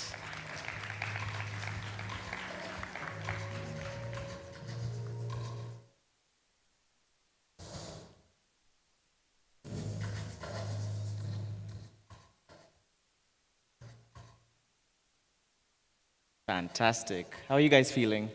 Give me a thumbs up if you're good. Yeah? Everyone good? Awesome. Mr. Peter, are you around? Okay, so before we embark on their pitches, I would love to introduce our stellar judge panel. These judges are incredible. I had an opportunity to interact with them a couple of minutes ago, and definitely quite inspirational. So the first judge that we have is Mr. Victor Musembi. Mr. Victor Musembi is a deputy director with the African Union and regional conventional organizations. He has 17 years experience in diplomatic service and holds a master's degree in international affairs, specifically in global political economy from Carleton University, Canada. Please give him a round of applause. Second, we have Ms. Gloria Wawira. She is the CEO of the National Youth Council. Incredible. She's a lawyer, she's a public policy and government affairs expert, and she's a graduate from the University of Oxford. Please give her a warm round of applause. Third, we have Miss Maureen Mutai. Third, we have Miss Maureen Mwaniki. There are two Maureens in the panel. Quite incredible women. Maureen Mwaniki is an electrical engineer. She is the Director of Public Affairs at Huawei, and she's the chairlady for Women in Technology. Please give her a warm round of applause.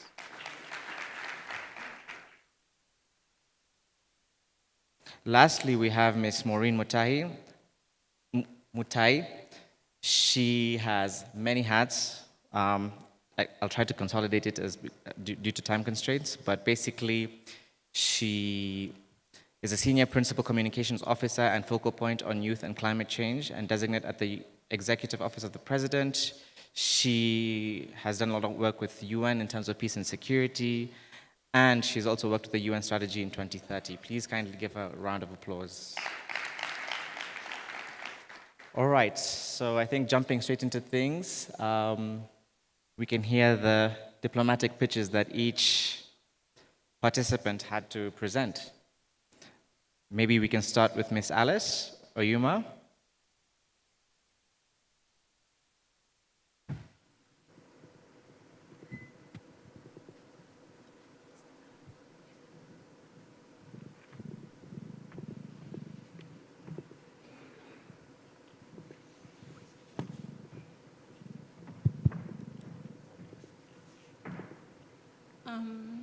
All protocols observed, ladies and gentlemen. Good evening. My name is Alice Oyuma. I am a climate action advocate and a horticulture farmer. I'm passionate about advancing sustainable development through innovation and inclusion approaches. As Kenya celebrates 60 years of fruitful bilateral relations, it's an honor to contribute to our vision for a sustainable and resilient global future. Kenya has made remarkable strides towards climate adaptation and resilience.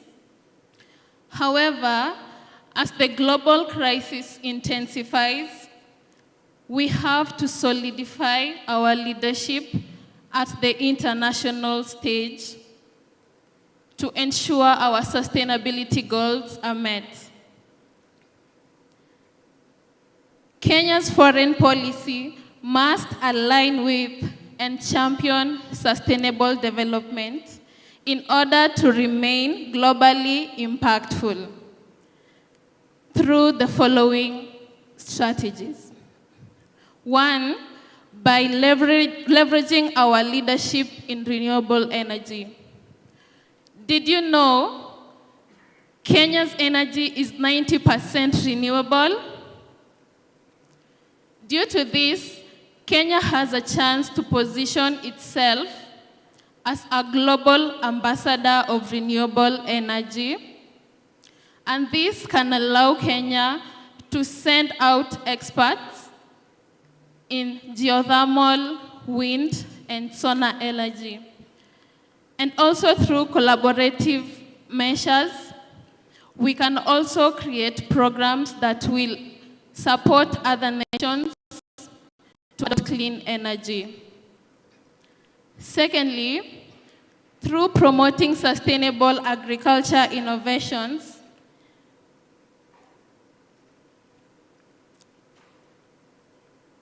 by integrating renewable energy into sustainable agriculture systems and showcasing Kenya's advancements in climate-smart agriculture, we can lead global conversations on food security. Bilateral agreements can focus on knowledge sharing and scaling these operations. Thirdly, through expansion of climate advocacy. This is to strengthen alliances with countries that are committed in championing for climate action and leverage platforms such as the United Nations to advocate for equitable green financing and clean technology transfer to Africa. And lastly, by championing youth and gender empowerment in sustainability through inclusion in sustainable development in the green economy. Okay. This can be done through strategic practices. Lisa, thank you. Partnerships. Thank you. Thank you for your time. Each participant is to have 3 minutes, so I think you met your time. Could you kindly inform us which university you're from? Yes. Which university you're from? University. Or which organization you're representing here today? I'm representing Urban Agriculture Group. Fantastic. Thank you so much. It's important. Yeah, please let's give her a round of applause. It's important to note that over 20 videos had been submitted by different participants, and the ones before you are the ones that made the cut. So please give them a round of applause. Our next participant is Mr. Wesley Kuria. Mr. Wesley Kuria, you will have 3 minutes to provide your diplomatic pitch. Kindly introduce yourself, followed by your pitch. Thank you so much. Also, be standing. Thank you. Forgot to mention that. Should I stand up? Oh, sure. Okay. Good job. Excellencies, ambassadors, and ladies and gentlemen, good evening. My name is Wesley Kuria, and I'm a student. I'm a computer science major at Kenyatta University. So I'm very interested in exploring how we can use digital systems, we can use tech in diplomacy. So I propose a digital diplomacy hub.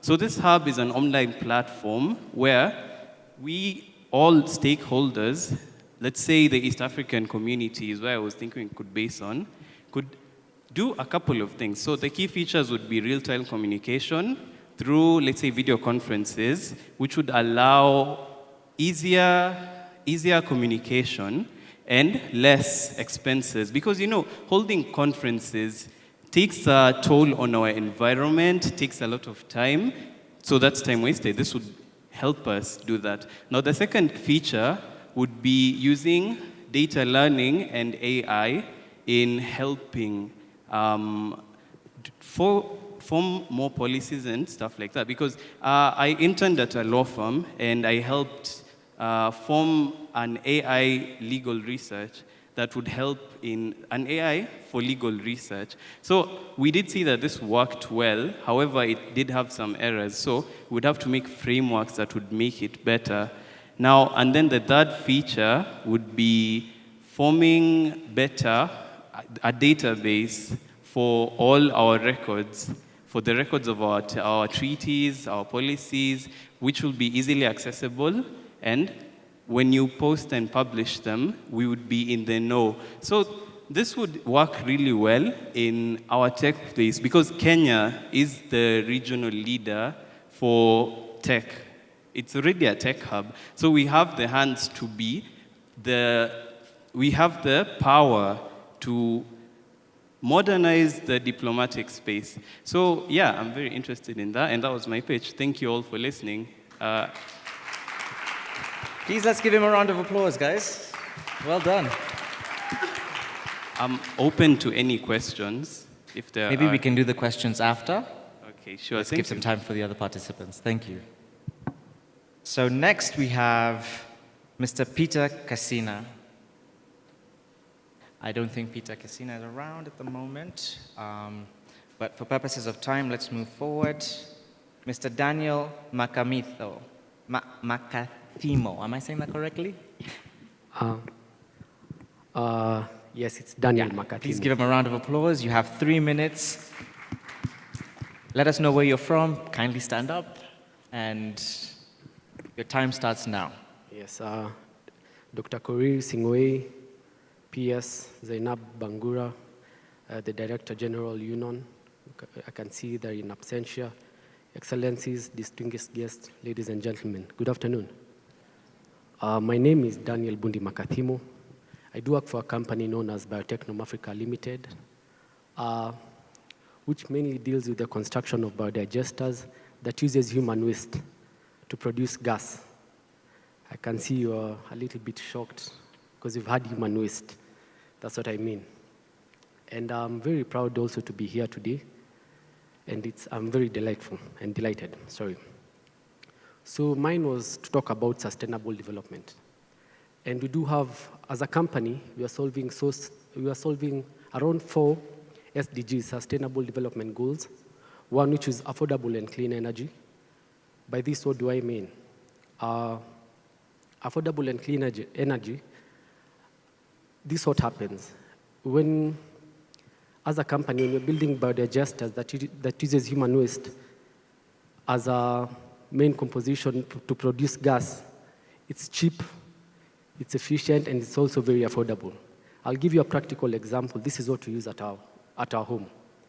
And my boss, who happens also to be here today, is called Francis. He has done it also in Embu prison, whereby the prisoners, when they go to the toilet, it's digested and it removes gas. And also by this, we do have also generators that uses biogas. That's one SDG that we are trying to solve. 2 is climate action. What are you trying to combat by using the biogas? As you know, all of us here, we've tried to use charcoal and we cut down trees a lot. And you can see the government also, and also the president is also trying to initiate tree planting activities across our nation.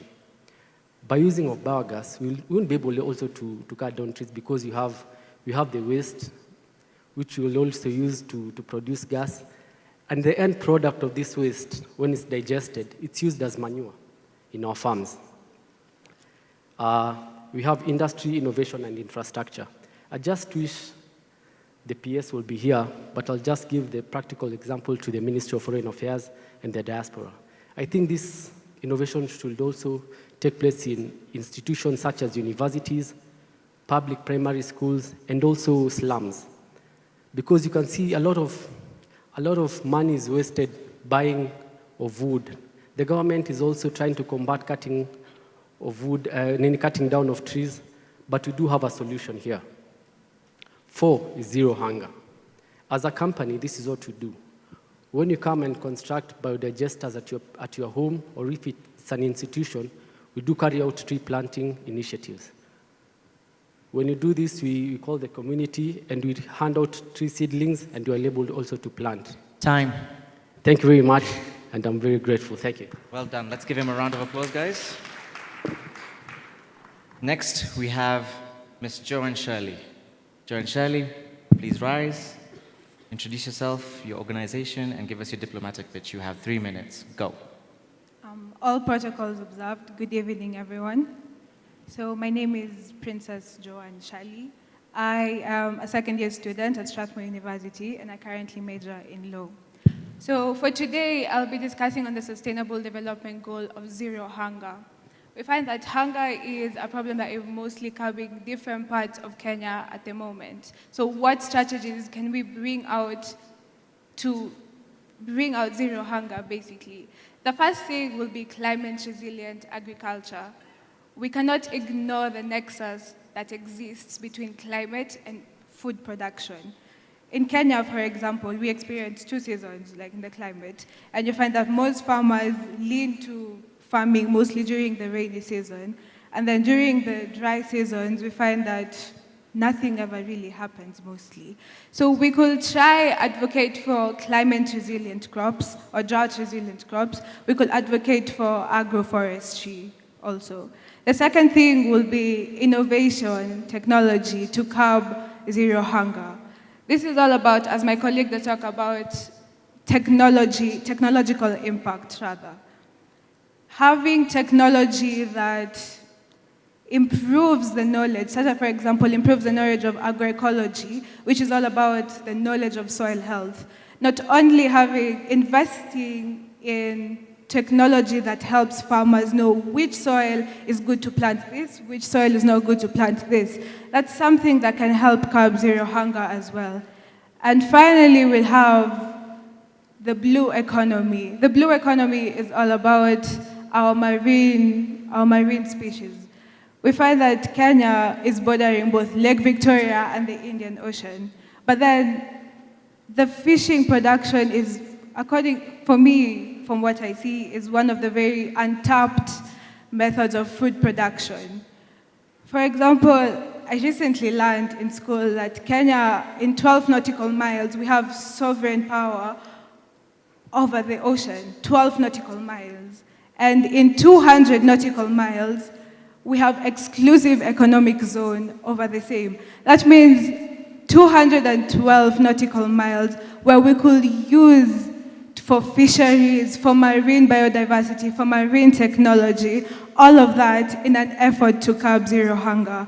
And I believe if we're able to advance on the different sectors, we can curb zero hunger. Thank you. In good time, well done.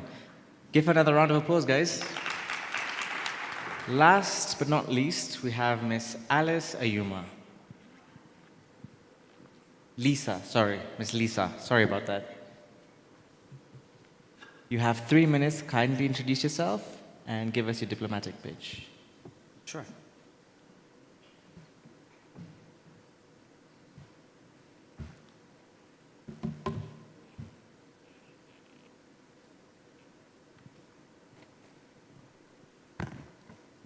Distinguished guests, good afternoon. Promoting diplomacy, my name is Lisa Oma, and I just finished my Form 4 at the Kenya High School, so I don't know which organization to say I present. And yes, I am 17 years old, and I am very headstrong in promoting youth diplomacy. Promoting diplomacy through youth-driven initiatives is a brilliant idea. After all, who better to lead the charge for world peace than the same generation that can negotiate splitting a Netflix account with 6 people. You know, to do this, we need to understand the youth perspectives and address the barriers to their participation. We can do this by ensuring inclusive access. We need to ensure women, marginalized groups, and rural youths have equal opportunities in these programs. We need to ensure language and digital access, whereby we overcome barriers by providing translation services and affordable internet access. We need to have safety nets, whereby we create mechanisms to protect the youth activists and advocates from political and social backlash. We also need to build collaborative networks whereby we encourage peer-to-peer diplomacy. We need to encourage dialogue between youth groups from different countries to exchange solutions and collaborate on common challenges. We need to create international youth ambassadors whereby we develop programs where young leaders represent their communities on global platforms, advocating for specific issues. We also need to leverage technology for engagement, whereby in this digital age, leveraging technology is vital for engaging youth, whereby social media platforms and online forums can facilitate communication, enabling youth people to share their ideas and advocate for initiatives which influence diplomatic discussions. We can venture into virtual summits, whereby we host virtual forums where young people can present projects to international stakeholders. We can have youth awards, whereby international awards recognize outstanding youth initiatives. An example of such an award is the HALT Prize. It happens all year long from November all to the next November, whereby youth from different countries come together and they present their innovations and they win $1 million at the end of the program. We could also have online collaboration hubs whereby we build platforms for youth to share ideas, connect with mentors, and to showcase their initiatives globally. Finally, the government, I beg you, we need to offer support systems for local innovations. An example is we can offer micro grants for youth projects whereby we provide small grants for young entrepreneurs and activists to scale their local initiatives. We can also have engagement with local diplomats whereby we empower embassies to work with youth organizations in their host countries. Finally, enhancing diplomatic engagement requires a commitment to supporting youth-driven initiatives. By implementing the strategies I have discussed, we can ensure that young voices are integral to diplomatic processes. My name is Lesa Ouma, and kindly let us be strong on ideas, but also strong on their implementation. Thank you. What an incredible, incredible group of young people. Wouldn't you agree? Let's give them another round of applause, guys. I think now their job is done. Let us now turn our direction to the judges. Judges, what did you think? Maybe we can start from right to left. Give us your thoughts on each pitch. Maybe you can give us a minute. So good afternoon. Yes. Actually, hang on one second. I didn't mean to cut you off. Yeah, okay, sure. Go ahead, please. Okay. So I will generalize because I think we don't have much time. I think also we have some videos to watch. I think what we could do, I've been advised by colleagues, is maybe let's have a 5-minute interlude where you guys can review everything and look at the videos that have been submitted on the group, Yes. and then we could deliberate from there after. Okay, that's fine. Thank you.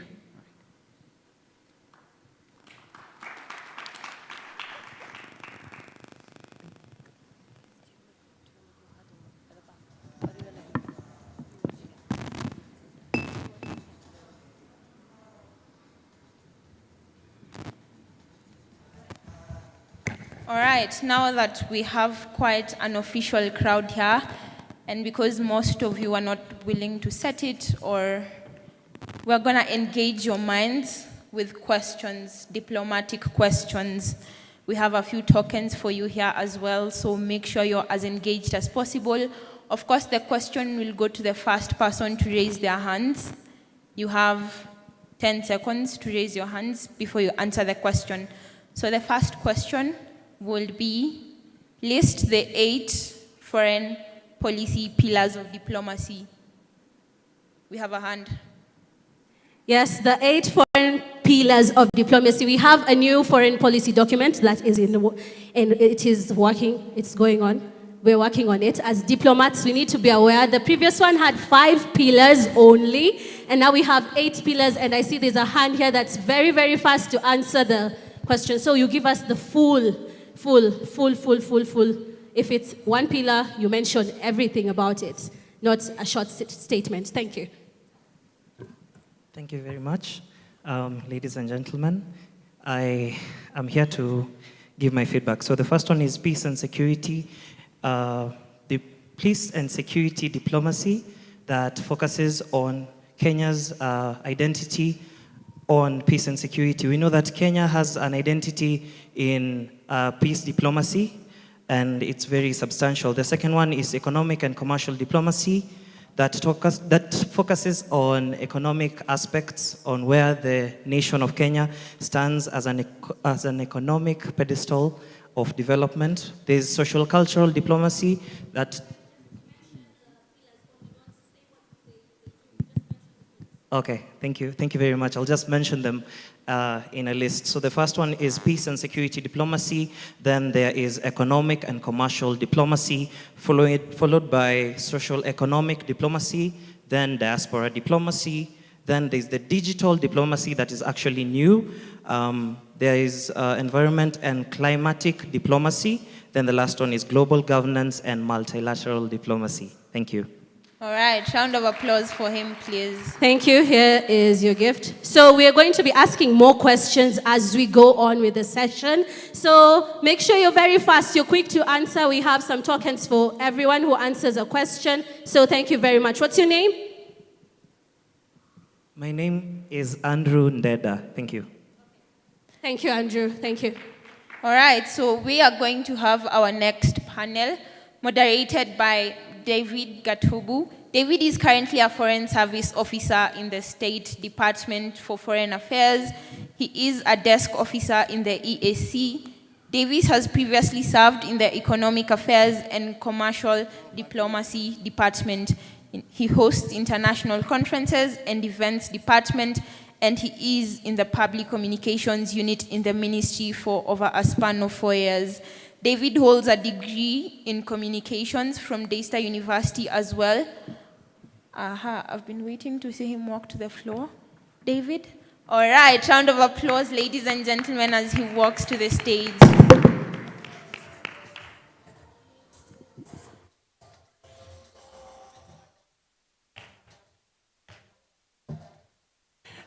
Thank you very much.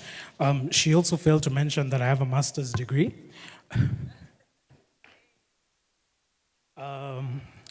So because of time, this is going to be the final session on closing reflections and key takeaways from this entire day, really. So I will ask that, I will introduce, rather, Ambassador Paul Ndungu.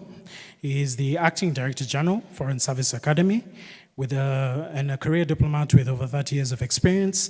Prior to being the acting DG, he has served as High Commissioner of Kenya to the Republic of Mozambique. I could list all his achievements. There are many, but I will save that for another time. And then I will introduce as well Ms. Beatrice Maura, an advocate of the High Court of Kenya, international relations practitioner, has served in MFA and continues to serve in MFA in the Legal Directorate and in the Principal Secretary's Office, and has also served in the Kenya Embassy in The Hague, Netherlands. Round of applause, please.